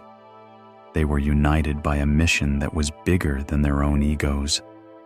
Tolstoy teaches us that the cure for domestic boredom is service. A family is like a stream of water. If the water sits still, it becomes a swamp. Algae grows, mosquitoes breed. To keep the water fresh, it must flow out. A family must have an outlet where its resources, time, money, energy flow out to the community. When a family turns its focus outward to help others, fresh water flows in to replace what was given. In the modern context, we often try to cure family boredom with entertainment. We buy new screens, we go to theme parks, we subscribe to more streaming services. Tolstoy would argue that this is like giving sugar to a diabetic. It provides a momentary rush, but it deepens the underlying sickness. Entertainment is passive. It enters the mind. Service is active. It exits the soul. Tolstoy suggests that every household needs a famine relief project, though hopefully not caused by a literal famine. It implies that the family needs a shared cause. This could be volunteering at a local shelter, cleaning up a neighborhood park, caring for an elderly neighbor, or simply committing to a lifestyle of radical hospitality where the door is open to those who need a meal. When a couple stands side by side serving food to the homeless, or when parents and children work together to fix a broken fence for a widow, the dynamic of the home changes. The stagnation of comfort is broken. You look at your partner and you don't see the person who forgot to take out the trash.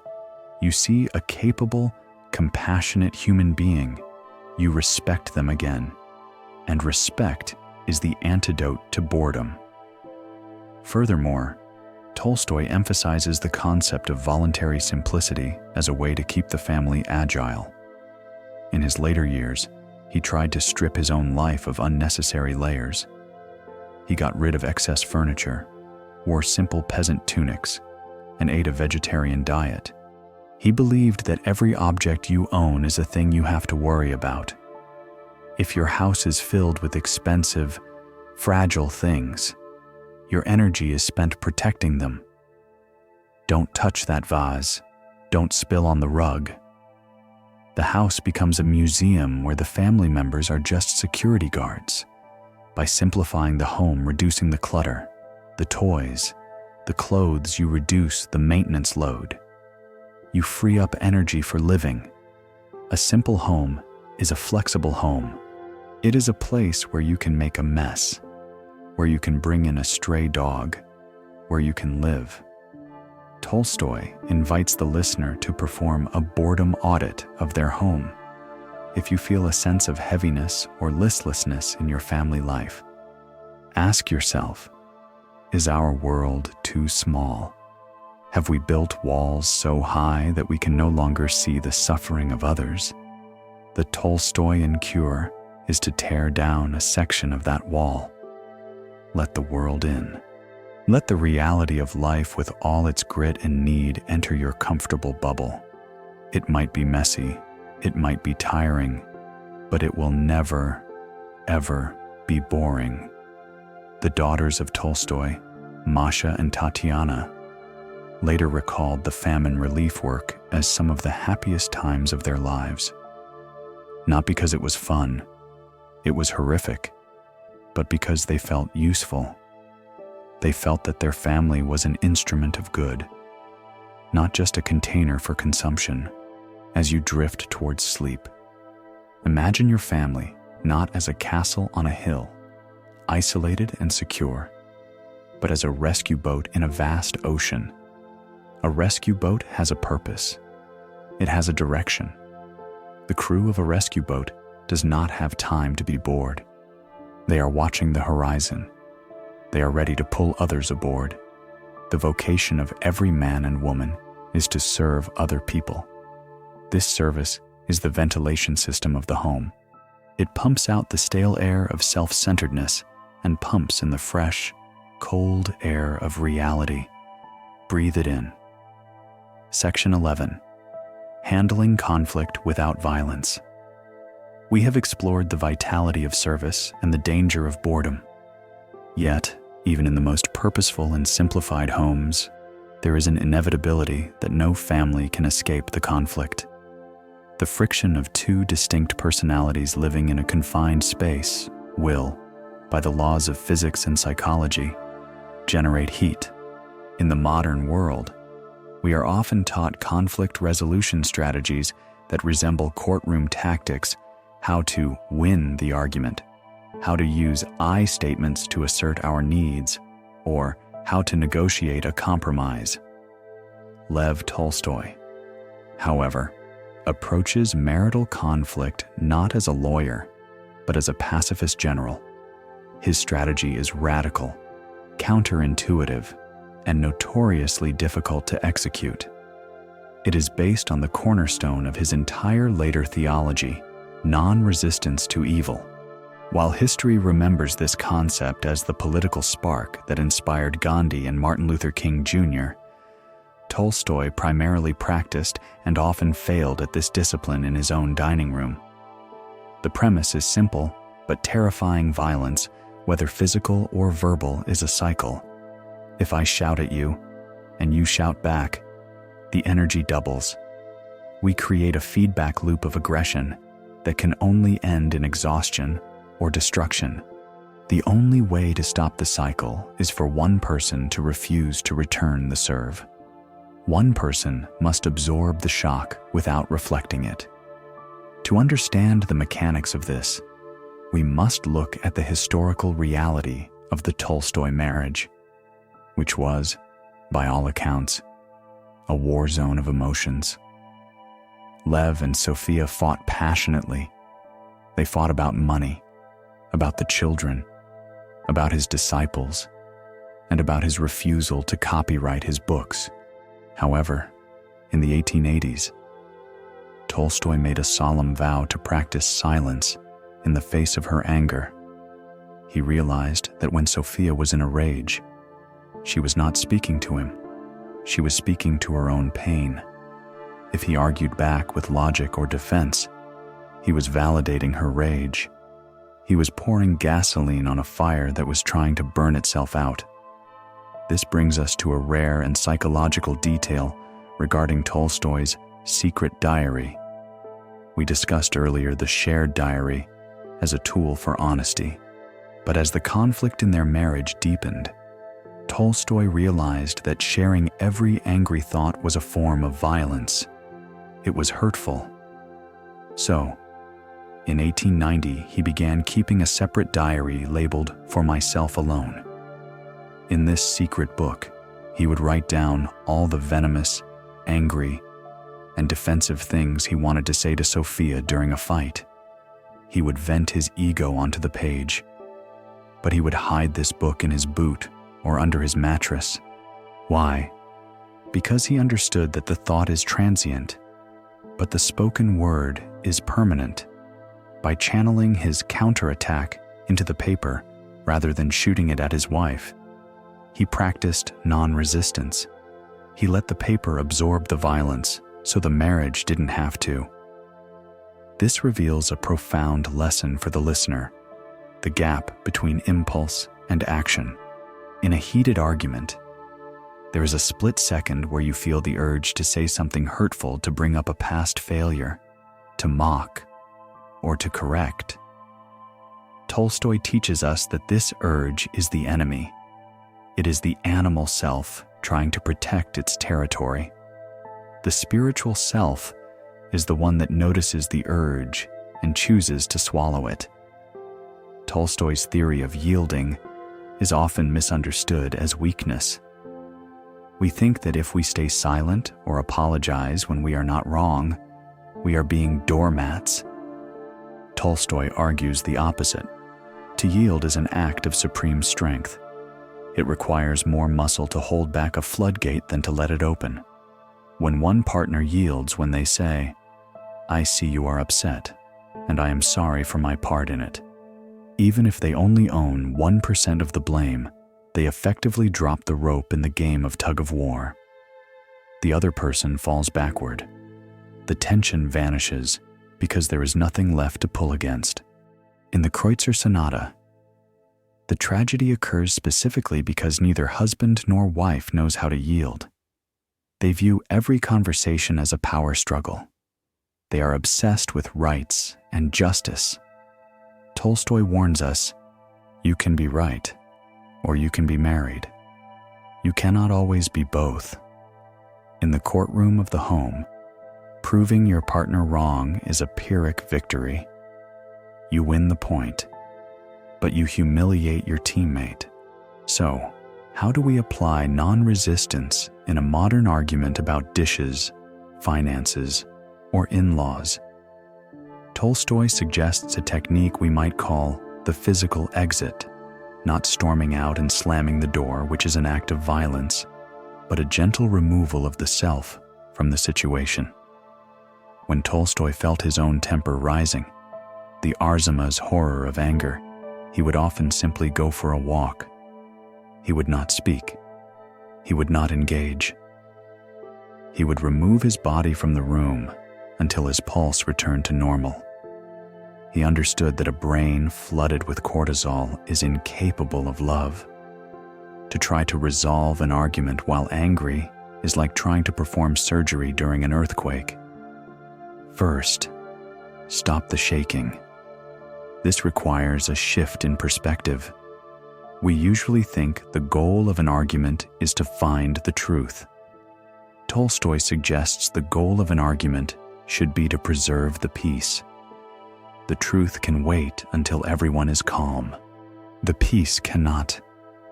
Imagine an argument in your own home. Imagine the moment your partner says something irrational or unfair. Your reflex is to correct them instantly. Snap. That is the sound of the trap closing. Now, imagine doing what Tolstoy attempted. Imagine seeing their words not as an attack, but as a symptom of their distress. Imagine letting the words fly past you, hitting the wall behind you, leaving you untouched. You do not fire back. You look at them with curiosity, not combativeness. This deep sleep approach to conflict quiets the house. It creates a culture where mistakes are forgiven rather than prosecuted. It allows the other person the dignity of being wrong without being punished for it. There is a beautiful, sad irony in Tolstoy's life. He was often better at writing about this than doing it. He and Sophia struggled until the very end, but his struggle validates the difficulty. He is not a guru preaching from a cloud. He is a fellow sufferer telling us, I know how hard it is to shut your mouth when you are angry, but I also know that every time I opened it, I regretted it. For you, listening now, the instruction is simple. Drop the rope. The next time the storm rises, be the one who refuses to thunder back. Be the soft ground that absorbs the lightning. It is not defeat. It is the only way to save the house from burning down. The best way to destroy an enemy is to make him a friend. And the best way to end a war is to refuse to pick up a weapon. In the silence of your non-resistance, the other person will eventually hear their own voice, loud and jarring, and they will lower it. Peace begins with the one who speaks second, or not at all. Section 12. The trap of educating your spouse. We have learned to drop the rope in the tug-of-war of conflict, and we have learned to serve together in the silence of work. But as the household settles into a rhythm, a new, more intellectual temptation arises. It is the temptation of the teacher.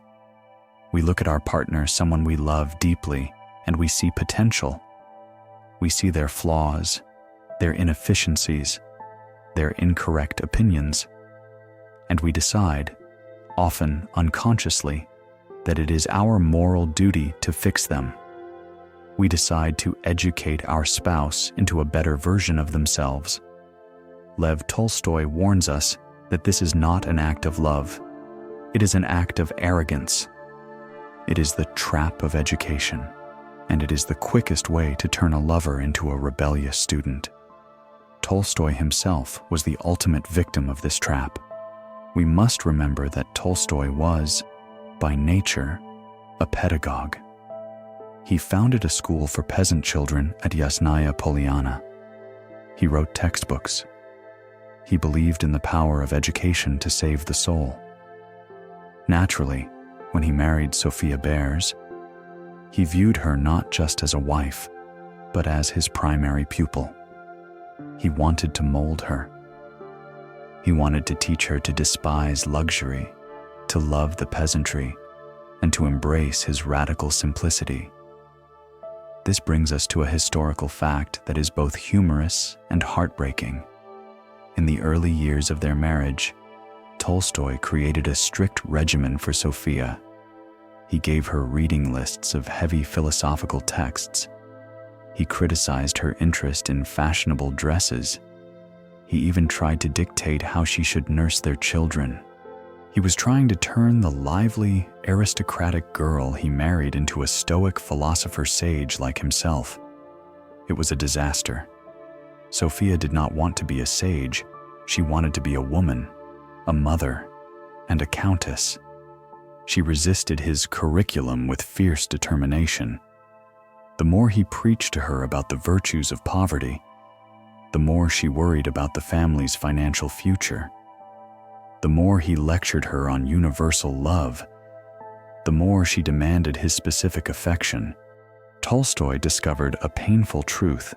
You cannot lecture someone into enlightenment. There is a rare and specific detail regarding the copying of the manuscripts that illuminates this dynamic perfectly. Sophia Behrs is famous for hand-copying the manuscript of War and Peace 7 times. She sat up night after night, straining her eyes by candlelight, deciphering Tolstoy's impossible, microscopic handwriting, which often looked like tangled wire. She knew every word of his philosophy. She had written it out with her own hand. And yet here is the crucial point: she did not adopt it. She understood his theories on history and fatalism better than any critic in Russia. But she remained fundamentally herself. She copied the words, but she did not become the words. This infuriated Tolstoy for decades. He could not understand why the person closest to him, who literally transcribed his soul, refused to change her own soul to match his. This tension reveals the core of the education trap. When we try to educate our partner, we are essentially saying, "I love the person you could be, not the person you are." This is a rejection. It creates a dynamic of superior versus inferior. The teacher stands on the podium. The student sits at the desk. Intimacy cannot survive this vertical distance. Intimacy requires the horizontal plane of equality. Tolstoy's philosophy suggests that the only way to truly influence another human being is through example, never through instruction. In his later years, he wrote that the only way to change the world or your wife is to perfect yourself. If you want your partner to be more patient, do not tell them to be patient. Be preternaturally patient. if you want them to be less materialistic. Do not critique their shopping habits. Simply live with less yourself. The light of your example will either warm them into changing voluntarily, or it will not. But your lecture will only freeze them into resistance. We see a fictional exploration of this in the character of Dolly in Anna Karenina. Her husband, Steva, is a disaster, cheating, spending, lying. Dolly could have spent her life trying to educate him, scolding him, trying to force him to be a better man. And she does try, initially. But eventually, she reaches a state of weary acceptance. She realizes that Steva is Steva. He is like a distinct species of animal, a butterfly that cannot be trained to pull a plow. She stops trying to fix him and focuses on her own domain, the children. In doing so, she preserves her sanity. She accepts that his nature is his burden to carry, not hers to rewrite. For the modern listener, this section is an invitation to resign from the position of family life coach. Think about the things you are currently trying to teach your partner. Are you trying to teach them to drive differently, to eat healthier, to be more ambitious, to communicate better? Tolstoy asks, what if you stopped? What if you accepted that their flaws are as much a part of the landscape as the shape of their nose or the color of their eyes? When you stop trying to educate, you create a vacuum. The pressure drops. Your partner no longer feels the need to defend their bad habits, and often, in that new space of acceptance, they begin to change on their own, not because you told them to, but because they feel safe enough to grow. There is a profound peace in the realization that you are not responsible for your partner's soul. You are only responsible for how you treat them. Tolstoy spent 40 years trying to make Sophia a Tolstoyan. He failed. She remained Sophia until the day she died. But looking back, we can see that her resistance was her gift to him. If she had become just a mirror of his ideas, he would have been lonely. He needed her distinct, stubborn, uneducated otherness to sharpen his own mind. As you lie in the dark, visualize your partner not as a project to be completed, but as a finished work of art. A painting does not need you to add more blue paint. A mountain does not need you to rearrange the rocks. Your job is simply to witness it. To be a student of your spouse means to study them with curiosity. This is how they handle stress. This is how they find joy. You watch. You learn. But you do not grade the exam. Everyone thinks of changing the world, but no one thinks of changing himself. Let that famous line echo in the bedroom. Withdraw your energy from the reformation of the other and pour it back into the cultivation of your own inner garden. In doing so, you give your family the greatest gift of all, the freedom to be imperfect and the assurance that they are loved, not for their potential, but for their reality. Section 13. Sorrow as a binding agent. We have walked through the sunny fields of the mowing and the quiet rooms of service. But the architecture of a family is not tested in the sunlight. It is tested in the storm. Leo Tolstoy, who spent his life analyzing the human condition, understood that while happiness is pleasant, it is often superficial. Happiness expands us. It makes us feel individual, capable, and independent. Sorrow, however, compresses us. It crushes the ego and forces us to huddle together for warmth. In the Tolstoyan physics of the soul, sorrow is the high-temperature fire that welds two separate metals into a single, unbreakable alloy. We often believe that a happy family is one that avoids tragedy. Tolstoy corrects this. A happy family is one that knows how to metabolize tragedy together. To witness the raw power of this welding process, we must look at the most painful chapter in the Tolstoy family history. This brings us to the historical fact of the death of Vanichka. By 1895, the marriage of Lev and Sophia was in tatters. They were locked in the Great Discord, fighting daily about money, copyrights, and disciples. They lived in the same house but existed on different planets. He, the holy man trying to save the world. She, the exhausted manager trying to save the estate. They were enemies. Then, their youngest son, 7-year-old Vanichka, a child of extraordinary intelligence and kindness, whom Tolstoy believed would be his spiritual heir, contracted scarlet fever. In a matter of days, the golden child was dead. The death devastated them. But what happened next is the crucial lesson. The war stopped. The arguments about money, the bitterness about the diaries, the ideological battles, all of it instantly evaporated. Standing over the small coffin, the prophet and the countess ceased to exist. In their place stood only a father and a mother. Tolstoy wrote in his diary during this time about a phenomenon that surprised even him. He described sitting on the sofa with Sophia, holding her hand, both of them weeping uncontrollably. In that shared abyss, he rediscovered his love for her. He wrote to a cousin, "We are living together as we haven't lived for a long time. Sadly, but well, and pure."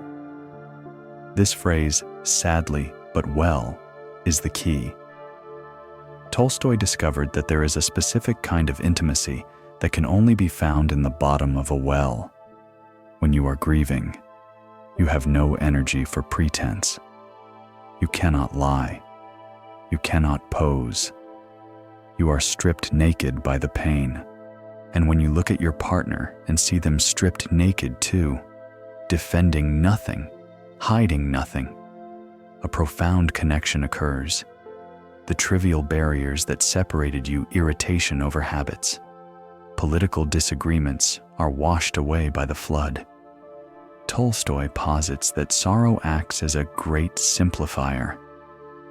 In the modern world, families drift apart because they are distracted by a million trivial things: screens, hobbies, social ambitions.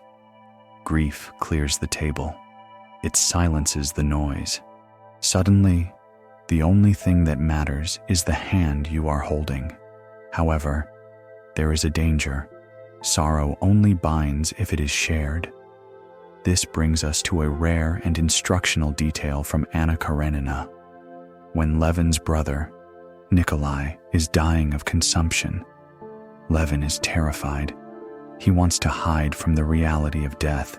He is intellectualizing it, paralyzed by fear. Kitty, however, does not hide. She rolls up her sleeves. She washes the dying man. She adjusts his pillows. She speaks to him soothingly. Levin watches his wife doing this, handling the dirty work of death with grace, and he is awestruck. He does not just love her, he reveres her. The sorrow of the situation does not drive them apart. It allows Levin to see a depth of strength in Kitty that he never knew existed. If Levin had stayed in the hallway, isolated in his fear, the death would have created a wall between them. Because he entered the room and participated in the care, the death became a bridge. Tolstoy warns us against private grief. Men, in particular, are conditioned to grieve alone, to go into a cave and lick their wounds so they do not appear weak before their families. Tolstoy argues that this is a mistake. By hiding your grief, you deny your family the opportunity to comfort you. You deny them the welding moment. The lesson for the listener is to practice permeable vulnerability. When hardship strikes, whether it is a death, a job loss, or a diagnosis, do not build a fortress. Do not try to be the strong one who feels nothing. Break. Let your family see you break. Allow your children to see you cry. Allow your partner to see your fear. In that moment of weakness, you signal to them that they are needed. You transform them from spectators into healers.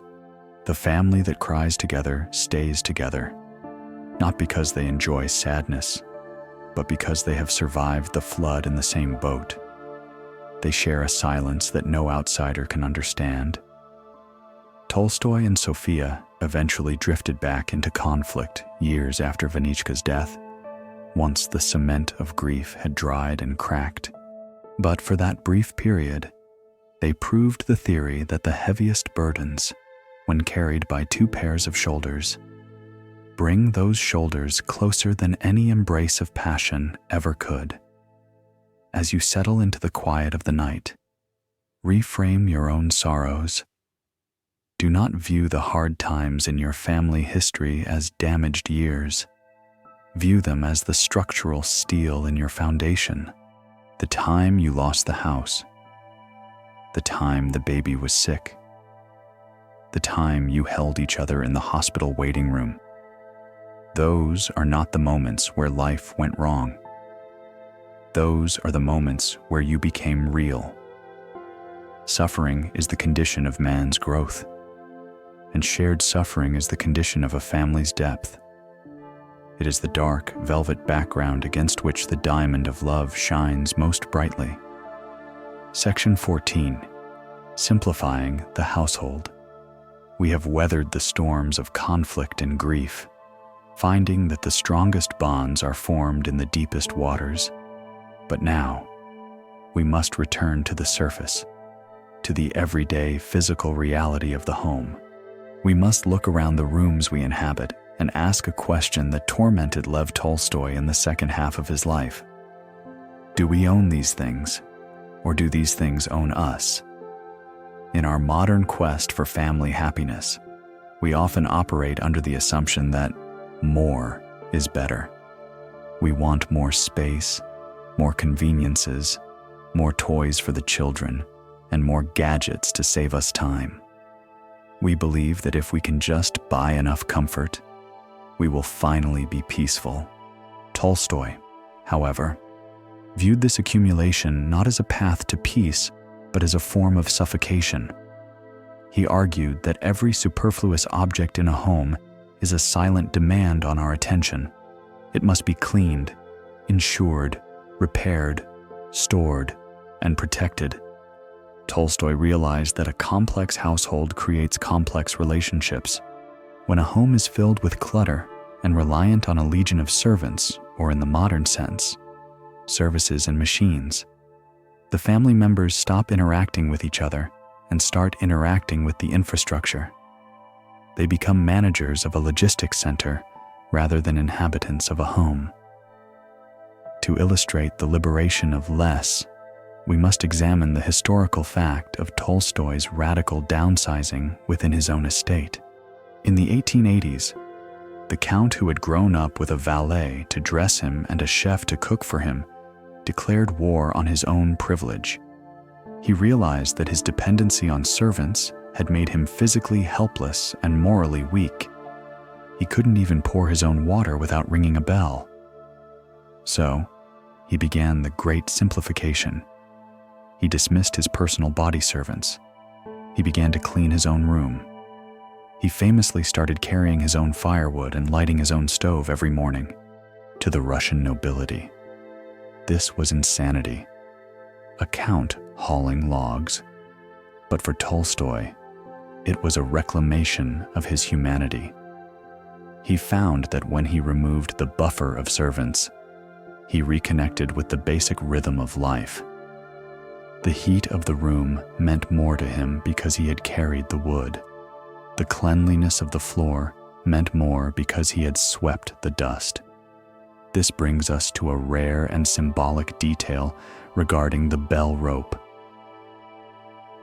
In 19th century manor houses, every room had a velvet rope connected to a bell in the servants' quarters. If you wanted tea, you pulled the rope. If you dropped your handkerchief, you pulled the rope. The rope was the umbilical cord of dependency. Tolstoy physically cut the ropes in his study. He silenced the bells. This silence is profound. It meant that if he wanted something, he had to get up and get it. It meant that the magic of aristocracy, where wishes were granted instantly by invisible hands, was over. He had to re-enter the physical world of cause and effect. How does this apply to the modern family? We may not have bell ropes, but we have digital bells. We have apps that deliver food, screens that entertain our children, and smart devices that manage our schedules. We have filled our homes with thousands of objects that promise to make life easier, yet we feel more exhausted than ever. Tolstoy suggests that simplification is a form of affection. When you reduce the clutter in your home, you reduce the friction between family members.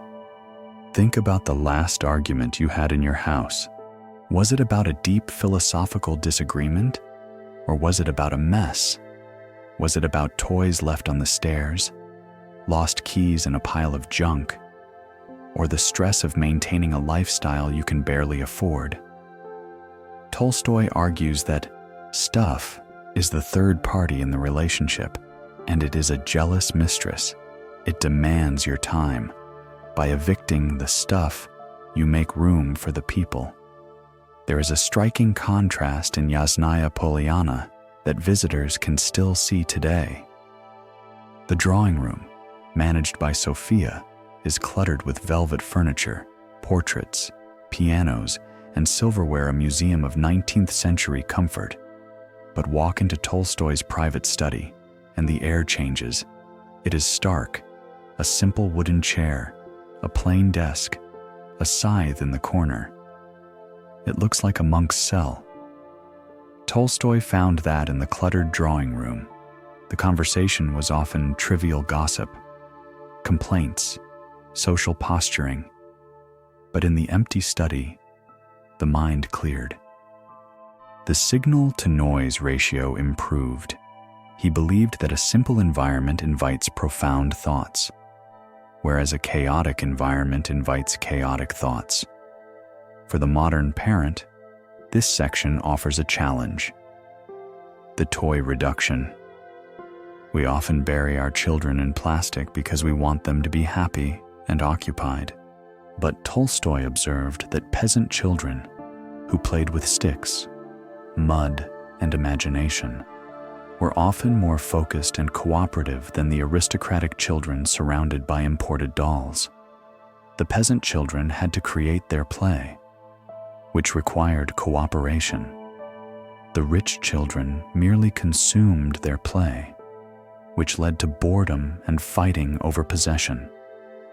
When you strip away the excess, the family is forced to face each other. If you cancel the streaming services and remove the individual tablets, what happens? Panic. At first, the withdrawal symptoms of the bell rope, but then conversation, a game of cards, a walk.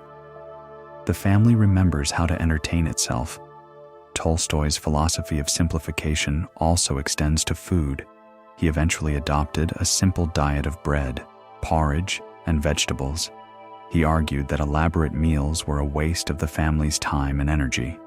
Think of the stress surrounding the perfect dinner, the shopping, the complex cooking, the presentation.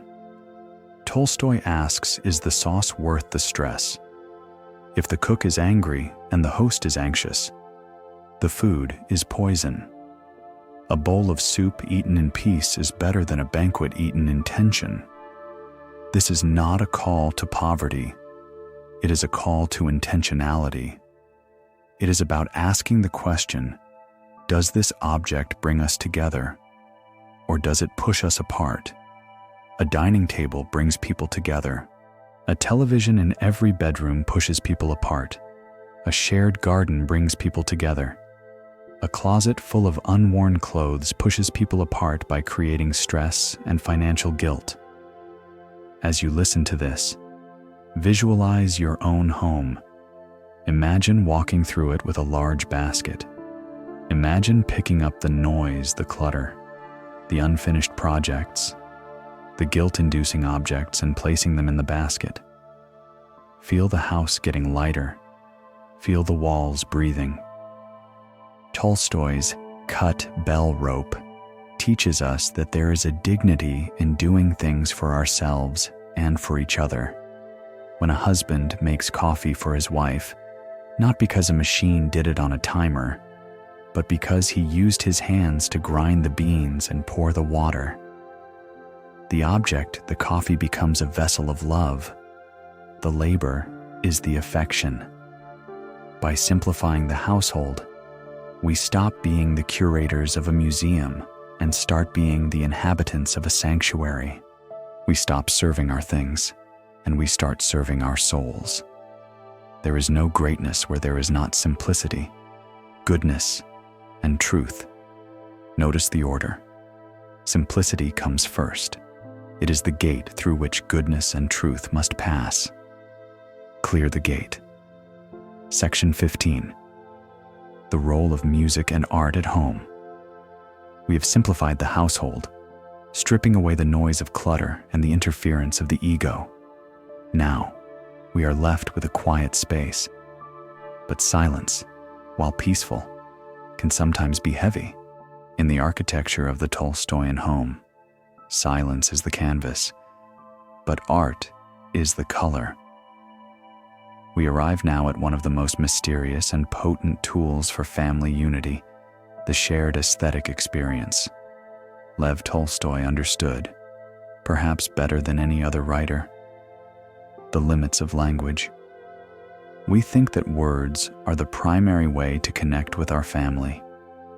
We talk, we explain, we argue, we negotiate. But words are slippery. They pass through the filter of the intellect, where they can be misunderstood, analyzed, or rejected. Tolstoy recognized that there is a subterranean level of the soul where words cannot reach, but where a melody can enter instantly. To understand this, we must grapple with a historical fact that reveals the depth of Tolstoy's sensitivity. Despite being a man of iron will and fierce intellect, Tolstoy was defenseless against music. His family records show that when he listened to his favorite pieces, particularly the works of Chopin or simple Russian folk songs, he would often weep openly. He would pale, his face would twitch, and tears would flow into his beard. This was not a polite, artistic appreciation. It was a visceral possession. For his children, seeing their stern, famous father reduced to tears by a piano concerto was a terrifying but unifying experience. It showed them that beneath the hard shell of the prophet, there was a river of pure emotion. Music did what no family discussion could do. It exposed the heart of the patriarch. Tolstoy posits that art, whether it is music, poetry, or storytelling, is not a luxury for the wealthy. It is a communication technology for the family. It is a way to transmit feelings directly from one heart to another, bypassing the roadblocks of logic and pride. We see this illustrated beautifully in a rare and transcendent scene in War and Peace. It involves Nikolai Rostov and his sister, Natasha. Nikolai has just returned home after losing a devastating amount of money gambling. He is suicidal. He feels like a failure, terrified of telling his father about the debt. He looks at his family and feels completely alienated. He sees them as strangers who do not know his shame. Then, Natasha sits at the piano. She begins to sing. She is not a professional. She is just a girl singing in the drawing room. But as Nikolai listens to that specific high note, a note described as raw, pure, and striving. Something shifts in his brain. The crushing weight of the gambling debt, the fear of the future, the shame, all of it suddenly seems trivial compared to the reality of that note.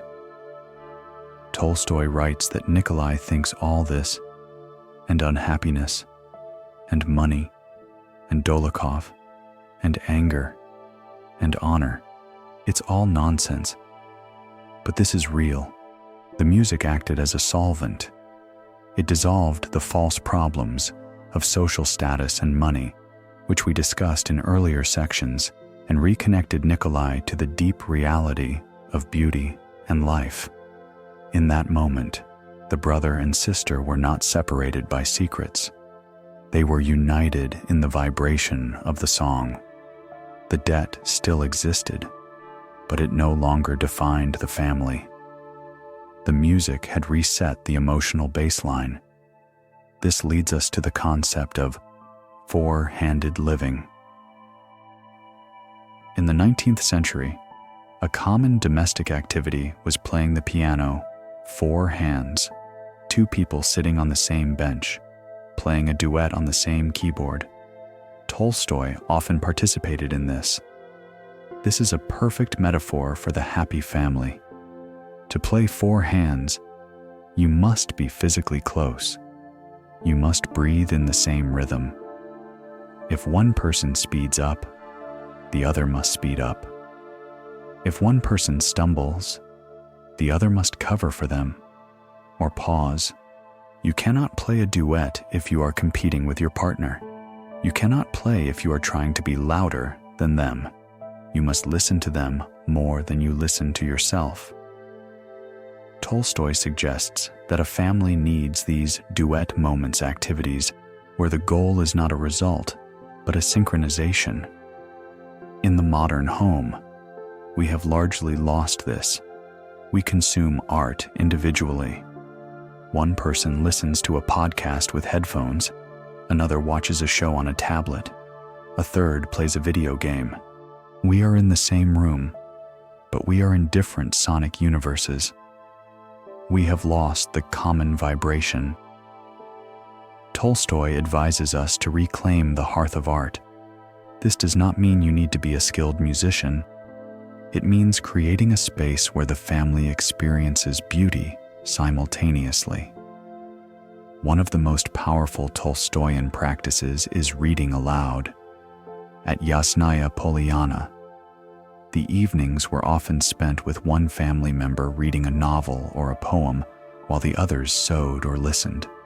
When you read a book aloud, you are building a shared imagination.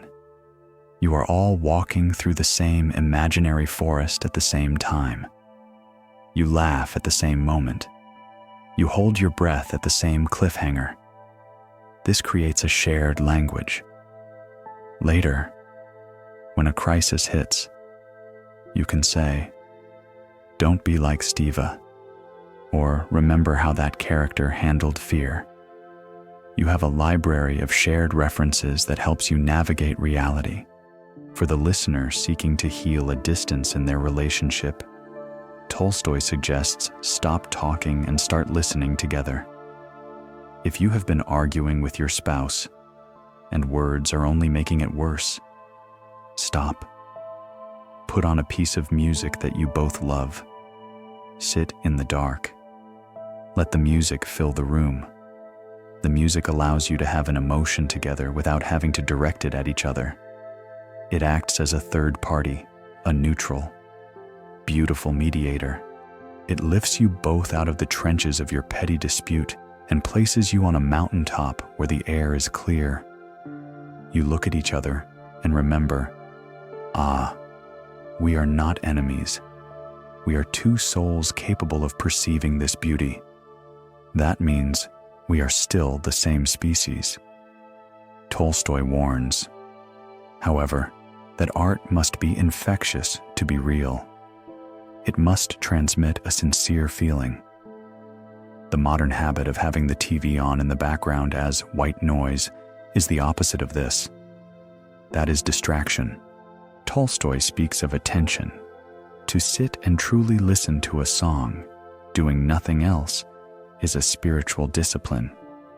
As you drift towards sleep, think about the soundtrack of your home. Is it the noise of traffic and notifications? Or is there a melody you do not need a grand piano? You only need the intention to share a moment of awe. When you point out the moon to your child, or when you read a poem to your partner, you are tuning the strings of the family instrument. You are ensuring that when the hammer of life strikes, the house resonates with a chord, not a clatter. Music is the shorthand of emotion. When the longhand of conversation fails, use the shorthand, play the song, let the vibration stitch the wound back together. Section 16. Faith as a family practice. We have built a home that is honest, simple, and filled with the harmony of music.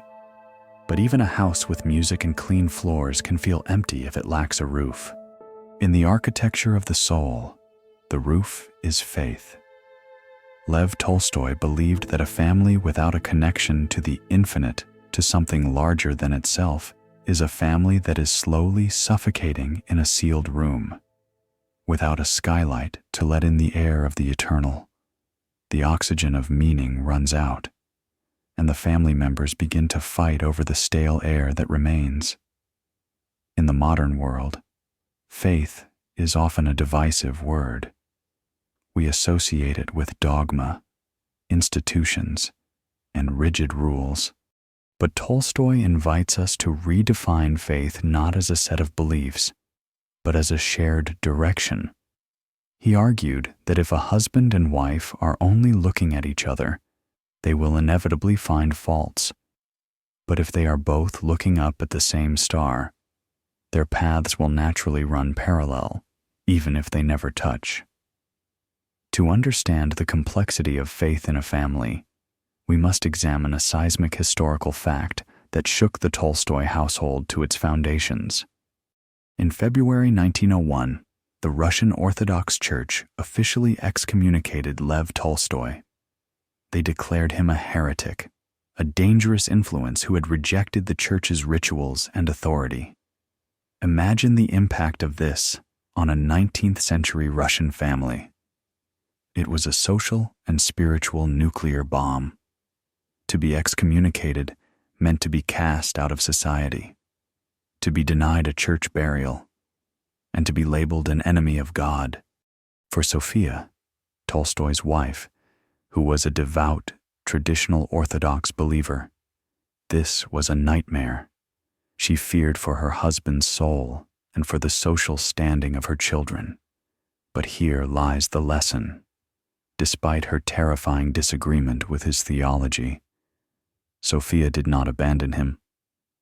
She wrote a furious public letter to the Holy Synod defending her husband. She argued that while he might have rejected the Church, he had not rejected God. In this crisis, the family found a faith beyond dogma. They realized that their loyalty to each other and their shared commitment to truth was stronger than the external labels of the institution. They proved that a family can hold different theological views and still be united by a deeper, spiritual respect. Tolstoy's approach to faith within the home was practical, not ceremonial. He despised the magic of rituals, the incense, the gold icons, the chanting. He wanted a faith that was edible, something that nourished the moral muscles of his children daily. This brings us to a rare and specific detail: the creation of the Circle of Reading, later published as A Calendar of Wisdom. Tolstoy realized that the family needed a daily bread for the mind. So, he spent his final years compiling a massive collection of wisdom. He gathered quotes not just from Jesus, but from Buddha, Lao Tzu, Marcus Aurelius, Muhammad, and modern thinkers like Kant and Emerson. He arranged them by day, every morning at Yasnaya Polyana. The ritual was not a formal prayer. but a reading from this book. Tolstoy would read a short passage about kindness, or humility, or death. Then, the family would discuss it at the breakfast table. This was their church. It was a universal church that welcomed wisdom from every corner of the earth. This practice served a crucial structural function. It gave the family a shared moral vocabulary. When a conflict arose later in the day, they could refer back to the morning's reading. Remember what Epictetus said about anger. It introduced a third authority into the house. It wasn't just, father says this or mother says that. It was, the wisdom of the ages says this. This took the pressure off the parents to be the sole source of morality. It allowed the parents to be students alongside their children, learning from the masters. Tolstoy warns us that a family that worships nothing will eventually worship itself. And the worship of the self is the beginning of misery. If the highest goal of the family is simply our comfort, our success, or our reputation, the foundation is sand. Success can be lost. Comfort can be disrupted. But if the highest goal is service to truth or the growth of love, that goal is indestructible. For the modern listener, this section is a call to establish a spiritual rhythm in the home, regardless of your religious affiliation or lack thereof. You do not need a temple. You need a text and a time. Tolstoy suggests that we are all, by nature, drifting towards selfishness. We wake up thinking about our hunger, our schedule, our needs.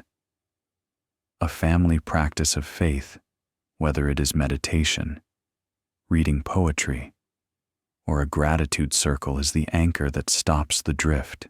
It is the moment in the day where everyone agrees to pause the machinery of survival and ask, why are we here? How should we live? Consider the circle of reading for your own life. What if, instead of starting the day with the anxiety of the news or the chaos of social media, your family started with a single sentence of wisdom?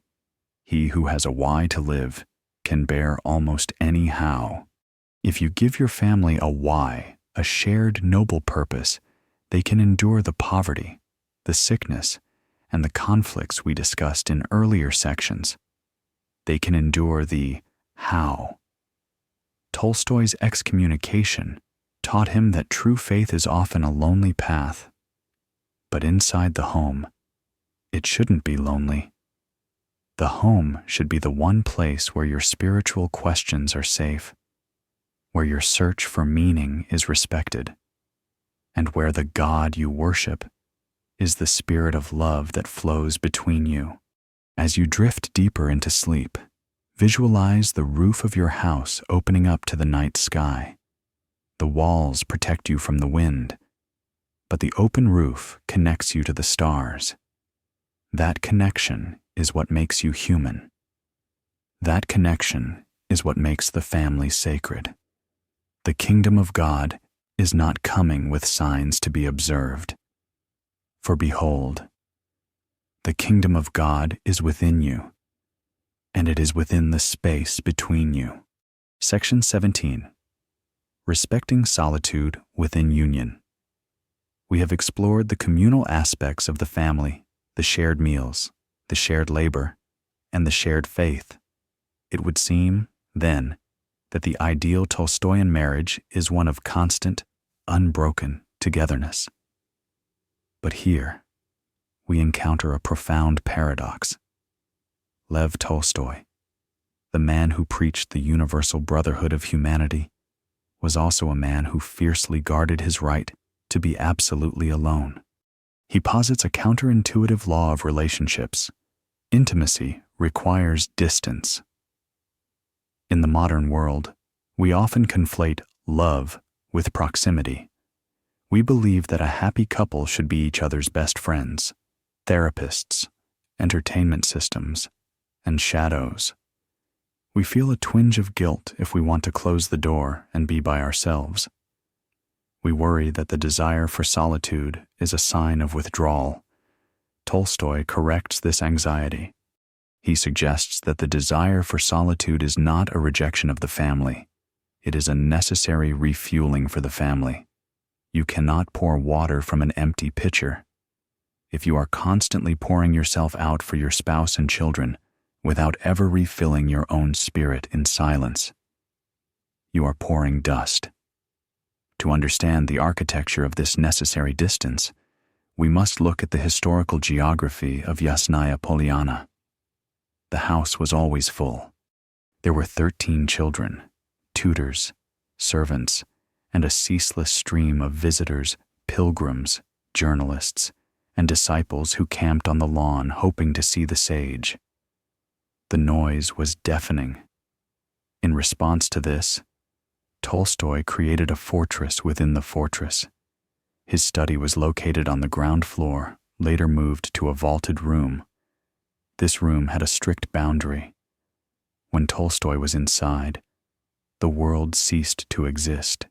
Sophia, the children, and the servants knew that crossing that threshold was forbidden.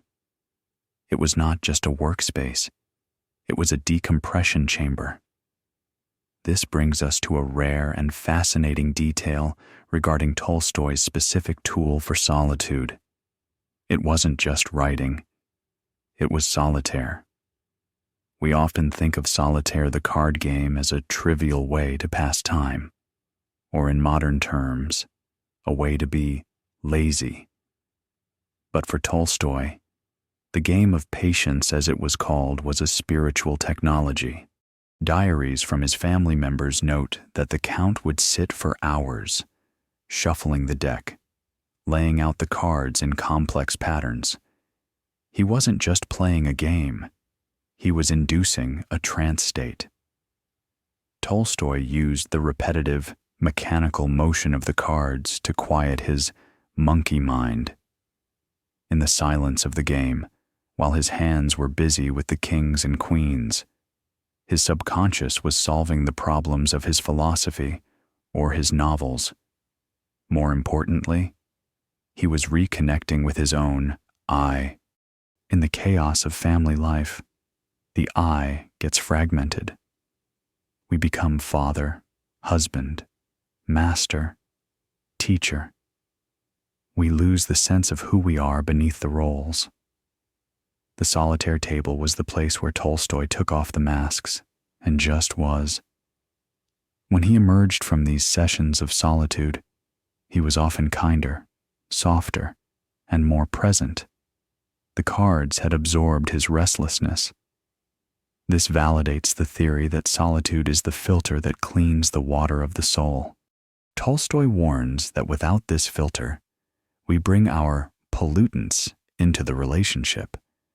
If we do not process our own emotions in private, we inevitably project them onto our partners.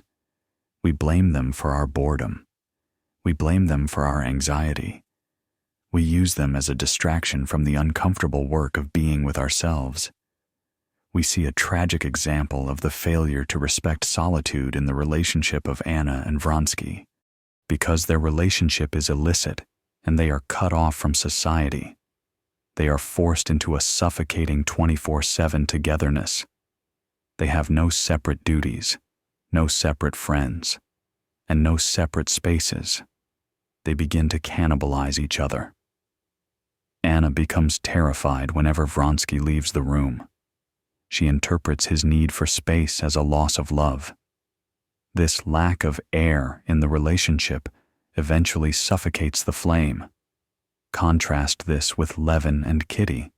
Levin spends days alone in the fields or in his study working on his agricultural theories. Kitty spends time alone in the nursery or managing the household accounts. When they meet at dinner, they have something to give to each other. They have separate experiences to share. They are two sovereign nations meeting at a border, rather than two refugees clinging to a raft. For the modern listener, this section offers a permission slip to reclaim your vault. We often feel that to be a good parent or partner, we must be available on demand. We carry our phones everywhere, ensuring we can be reached instantly. Tolstoy suggests that this constant availability is actually a disservice to your family. It trains them to rely on you for everything, and it drains you of the depth they actually need. How do we practice Tolstoyan solitude in a small modern apartment? You do not need a vaulted study. You need a boundary of time. It might be the 20-minute rule when you come home from work or before the chaos of the evening begins. You claim 20 minutes of absolute non-negotiable silence. You sit in the car, you take a bath, you walk around the block, you play your own version of solitaire drawing, knitting, meditating. During this time, you are not a spouse or a parent. You are a human being reconnecting with the universe. When you re-enter the family space after this pause, you are entering by choice, not by momentum. You are fresh. Tolstoy also touches on the concept of solitude in company. This is the ability to be alone together. Imagine a couple sitting in the same room. One is reading, the other is writing. They do not speak. The only sound is the turning of pages and the scratching of a pen. To the outsider, this might look cold. To Tolstoy, this is the highest form of intimacy. It implies a profound trust. It says, I am so comfortable with you that I do not need to entertain you. I can be alone in your presence, and I know you will not judge me or demand my attention. It is a companionable silence. If you find that silence in your home feels awkward, if you feel the constant need to fill the air with chatter or TV, it is a sign that the muscle of solitude is weak. You are using noise to cover up the distance. Tolstoy's wisdom challenges us to stop running from ourselves. He realized, often painfully, that no amount of family happiness could save him from the ultimate solitude of death. We are born alone, and we die alone. Therefore, we must learn to be friends with solitude while we are alive. If you are afraid to be alone, you will cling to your partner out of fear, not love, and fear is a poor foundation for a happy home. As you lie in the dark, notice the solitude of your own consciousness. You are listening to this voice alone inside your head. Your partner may be sleeping next to you, but they are in their own dream world. You are in yours. This is not sad. This is beautiful. It means that you are two distinct mysteries floating side by side. Respect the mystery. Respect the closed door. Respect the silence. The most important thing in life is to learn how to be alone and not be lonely. When you master the art of being alone, you bring a rich, full, and steady self to the dinner table. And that is the best gift you can place on the plate of those you love. Section 18. The danger of lust, disguised as love. We have explored the heights of spiritual faith and the quiet depths of solitude. Now, we must descend into the engine room of human biology to confront the most confusing force in the history of relationships. It is the force that starts almost every marriage, yet, according to Lev Tolstoy, it is also the force that has the power to destroy it if left unchecked. We speak of lust, or, as the modern world prefers to call it, chemistry. Tolstoy poses a dangerous question to the comfortable listener. Do you love your partner, or do you merely hunger for them? In the Tolstoyan analysis, there is a catastrophic error in how we define love. We are taught by poetry and biology that the intense physical pull we feel toward another person is the highest proof of love. If the hands shake, if the heart races, if the desire is overwhelming, we say, "This must be the one." Tolstoy, however, argues that this physical magnetism is not love at all. It is a biological trick. It is a temporary intoxication designed by nature to ensure reproduction. And like all intoxications, it eventually wears off, leaving a hangover. The tragedy of many unhappy families, Tolstoy suggests, is that they built a permanent structure marriage on a temporary foundation, lust. When the foundation inevitably dissolves through age, illness, or familiarity, the house collapses, and the couple is left wondering, where did the love go? Tolstoy answers, it was never there. Only the hunger was there.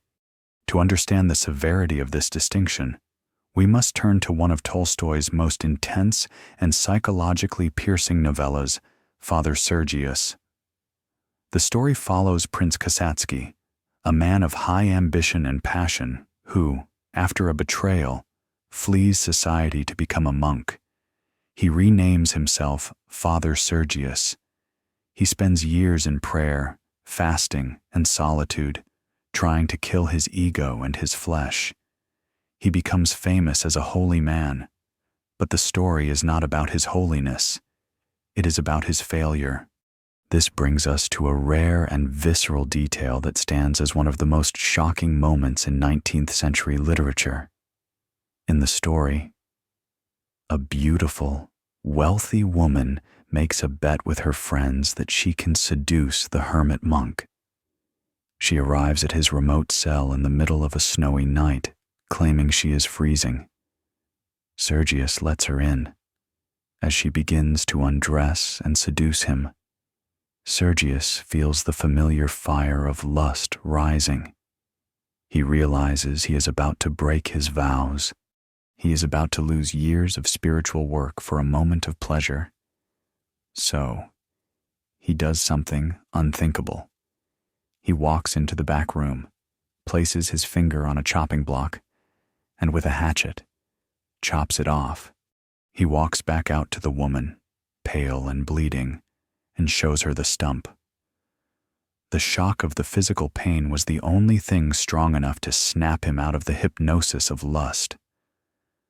The woman is horrified, but then, seeing the extreme price he paid for his purity, she undergoes a spiritual conversion herself. She leaves and becomes a nun.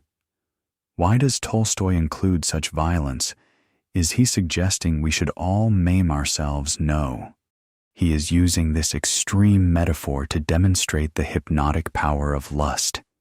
He wants us to see that lust is a trance. In that trance, we are willing to throw away our honor, our families, and our souls.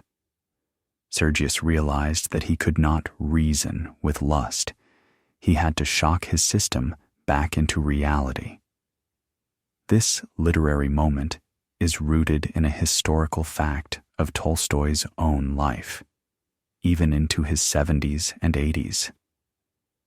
Tolstoy wrote in his diaries about his struggle with the flesh. He did not view himself as a saint. He viewed himself as a man constantly battling the beast within. He famously wrote, "I am a husband, but I must learn to be a brother." This is the core of the Tolstoyan solution, the transition from lover to sibling. Tolstoy argues that for a marriage to survive the decades, the relationship must evolve. The lover dynamic is based on possession and objectification. I want you because you give me pleasure. The sibling dynamic, in the spiritual sense of universal brotherhood, sisterhood, is based on affinity and compassion. I love you because you are a fellow soul carrying the same heavy burden of life. In War and Peace, the enduring marriage is not the fiery one of Natasha and Andrei, which ends in death, but the steady, clumsy, and deeply affectionate marriage of Pierre and Natasha. In the epilogue, their connection is described not as a spark, but as a weave. They know each other's thoughts. They finish each other's sentences. They have ceased to be two bodies rubbing against each other and have become two minds flowing together. The danger of lust disguised as love is that it blinds us to the person. When we desire someone physically, we project a fantasy onto them. We don't see them. We see the source of our dopamine. This is why Vronsky and Anna eventually grew to hate each other. Once the physical mystery was solved, they had nothing to talk about. They were strangers who had been sleeping in the same bed. Tolstoy invites the modern listener to perform a blind audit of their relationship. Imagine if your partner lost their physical beauty tomorrow. Imagine if they were paralyzed, or scarred, or aged overnight. Would you still want to sit in a room with them? Would you still feel a pull toward them? If the answer is yes, then you have found the spiritual affinity that Tolstoy champions. You love the pilot, not the vehicle. If the answer is no, or if it fills you with dread, then Tolstoy warns that your house is built on sand. But there is hope. You can begin to pour the concrete of true love now. You can start building the connection that is not based on how they look, but on who they are. This involves a shift in how we view intimacy. Modern culture tells us that intimacy is primarily physical. Tolstoy suggests that the highest form of intimacy is confessional. It is the ability to show your partner your weakness, your fear, and your shame, as we discussed in the radical honesty section. A naked body is easy to show. Millions of people do it. A naked soul is rare. Lust says, I must have you. Love says, I see you. The transition from the first sentence to the second is the work of a lifetime. It is the work of the family. The family is the kiln where the clay of lust is fired into the ceramic of love. The fire burns out. Yes. But if the firing is successful, what remains is a vessel that can hold water for the rest of your life. As you drift towards sleep, release the pressure to maintain the spark. The spark is meant to start the fire, not to heat the house. The coals glowing, steady, and warm are what you need for the long winter night. Be kind to the aging body of your partner. Be kind to your own. These bodies are just the heavy coats we wear in the storm. The person you love is the one huddled inside the coat. Hold the person, not the fabric. Love is life. All. Everything that I understand only because I love. And he did not mean the love that takes. He meant the love that gives. Section 19. The legacy of the ancestors. We have secured the bond between husband and wife and purified the heart of the individual. But a family does not exist in a vacuum of the present tense. A family is a river that flows from a distant source toward an unknown ocean. Lev Tolstoy believed that to understand who we are in this moment, we must first understand whose blood flows in our veins. In the penultimate chamber of our philosophical home, we encounter the legacy of the ancestors. In the modern world, we suffer from a condition we might call chronological isolation. We live in the eternal now, obsessed with the news of the hour, the fashion of the season, and the immediate needs of our children. We often view our ancestors as fading, black and white photographs, irrelevant people from a backward time. Tolstoy, however, viewed the ancestors as silent giants standing behind us, their hands resting on our shoulders. He believed that a happy family is one that acknowledges it is part of a relay race. You did not invent your family. You merely received the baton. Your only job is not to drop it before you pass it on, to feel the weight of this. We must look at a historical fact that defined Tolstoy's entire psychological landscape. Lev Tolstoy never knew his parents. His mother died when he was not yet 2 years old. His father died when he was 9. He was an orphan raised by aunts in the vast, echoing halls of Yasnaya Polyana. This absence created a powerful presence. Because he could not speak to them in the flesh, he spoke to them in the spirit. He turned his ancestors into moral compasses. When he faced a difficult decision whether to join the army, whether to marry, how to treat his serfs, he would ask, "What would my father have done? What would my grandfather have demanded?" This brings us to a rare and poignant detail that serves as the emotional anchor of this section. Among the clutter of portraits and heirlooms in the Tolstoy estate, there was one object that held a sacred power. It was not a painting. It was a simple, black paper silhouette of a woman's profile. Because his mother died so young, no painted portrait of her existed. Tolstoy had no idea what her face looked like in detail. All he had was this shadow cut from paper. Yet, he worshipped this silhouette. He attributed to his mother, Princess Volkonskaya, a quality of absolute spiritual purity. He called her his sacred ideal. In his diaries, he confessed that when he was tempted by sin or overwhelmed by anger, he would close his eyes and talk to this faceless mother. He felt that her spirit was the guardian angel of the house. This detail teaches us a profound lesson about myth-making.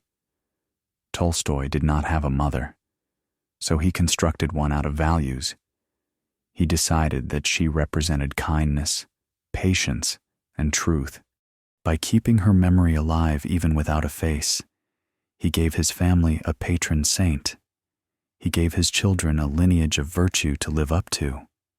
In War and Peace, Tolstoy immortalizes his grandfather, Prince Nikolai Volkonsky, as the eccentric, gruff, but honorable old Prince Bolkonsky.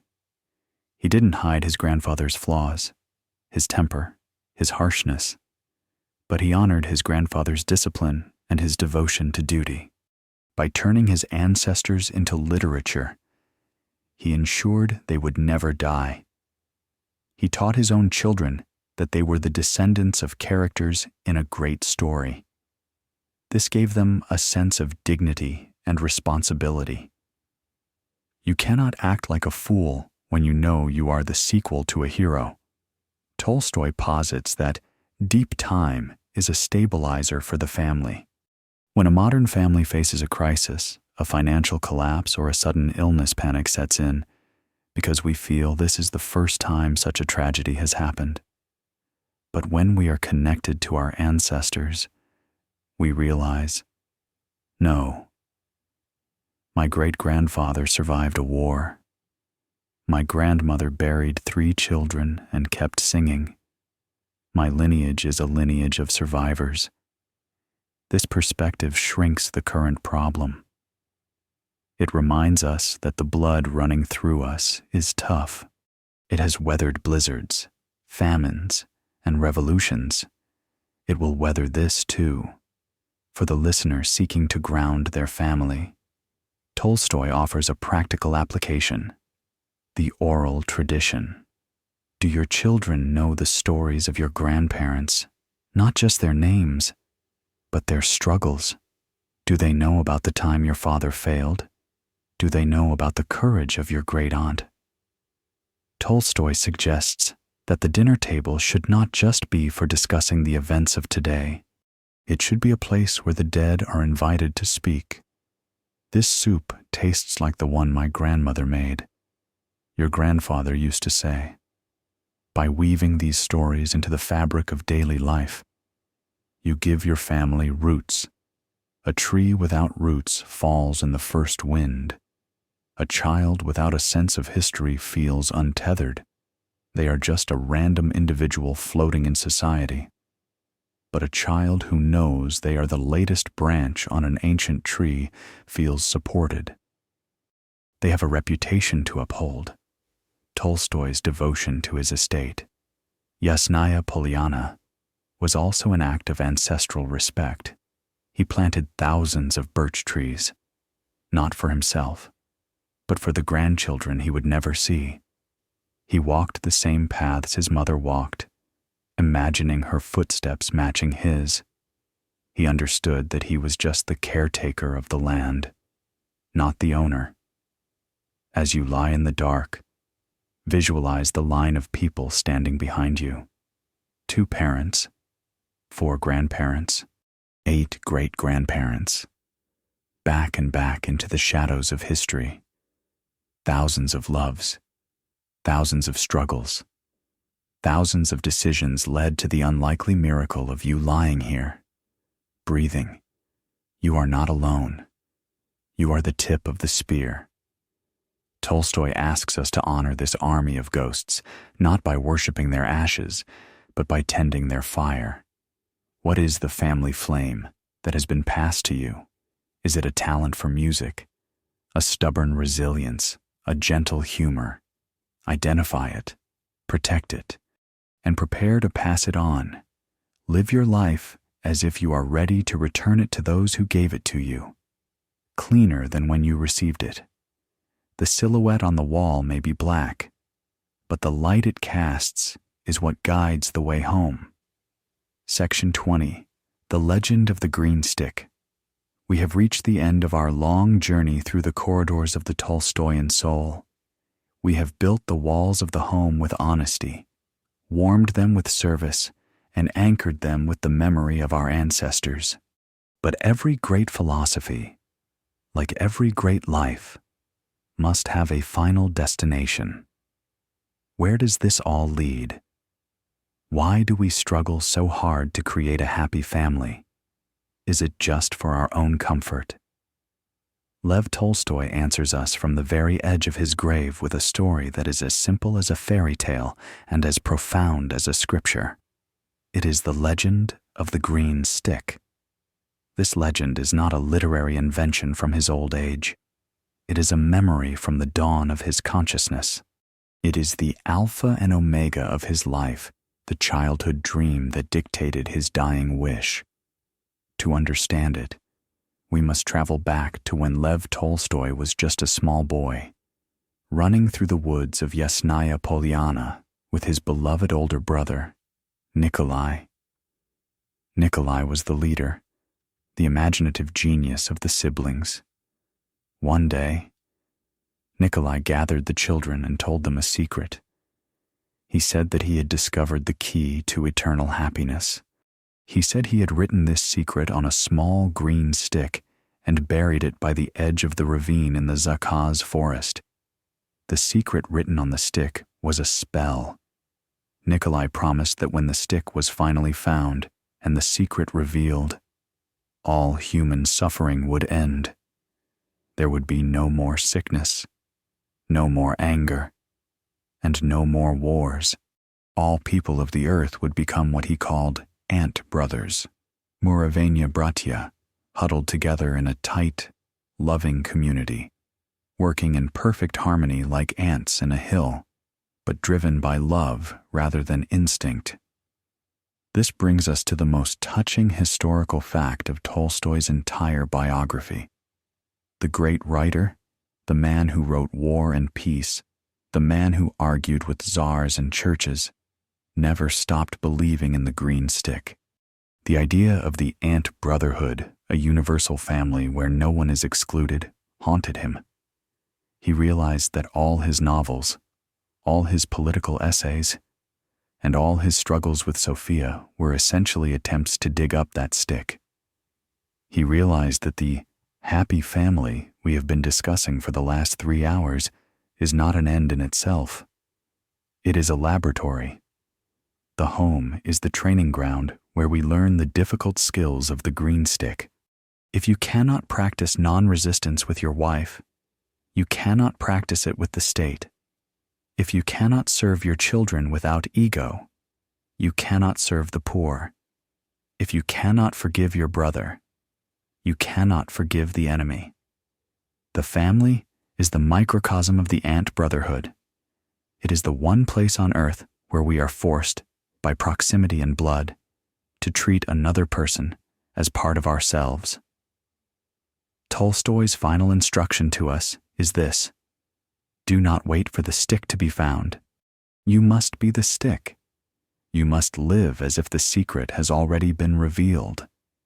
In the winter of 1910, at the age of 82, Tolstoy famously fled his home in the middle of the night, dying in a station master's house at Ostapovo.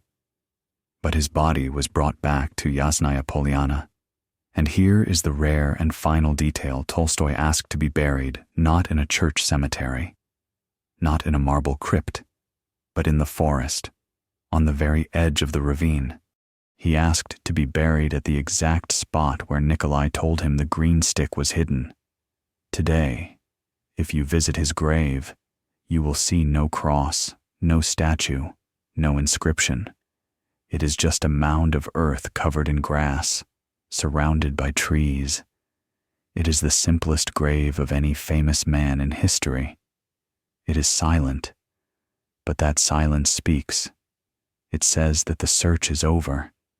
It says that the secret of happiness is not in books, or in fame, or in possessions. It is in the earth. It is in the roots. It is in the simple, enduring love that connects the brother to the brother, the husband to the wife, and the human to the world. Tolstoy teaches us that the green stick is not a magic wand that changes the world instantly. It is the green shoot of patience that grows in your own living room. It is the choice to swallow an angry word. It is the choice to wash the dishes for a tired spouse. It is the choice to sit by a feverish child.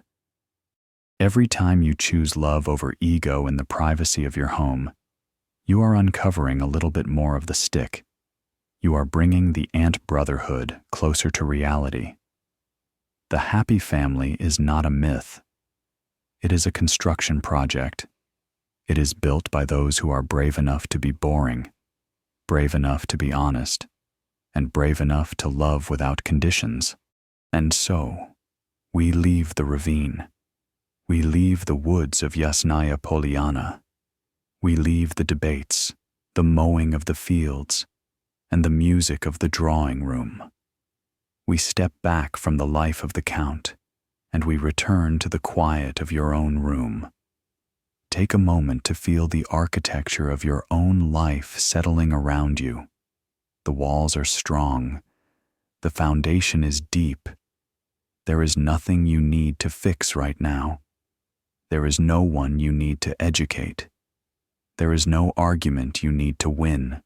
Everything that has happened today, the noise, the hurry, the friction, is just the wind blowing through the branches. You are not the wind. You are the tree. You are rooted.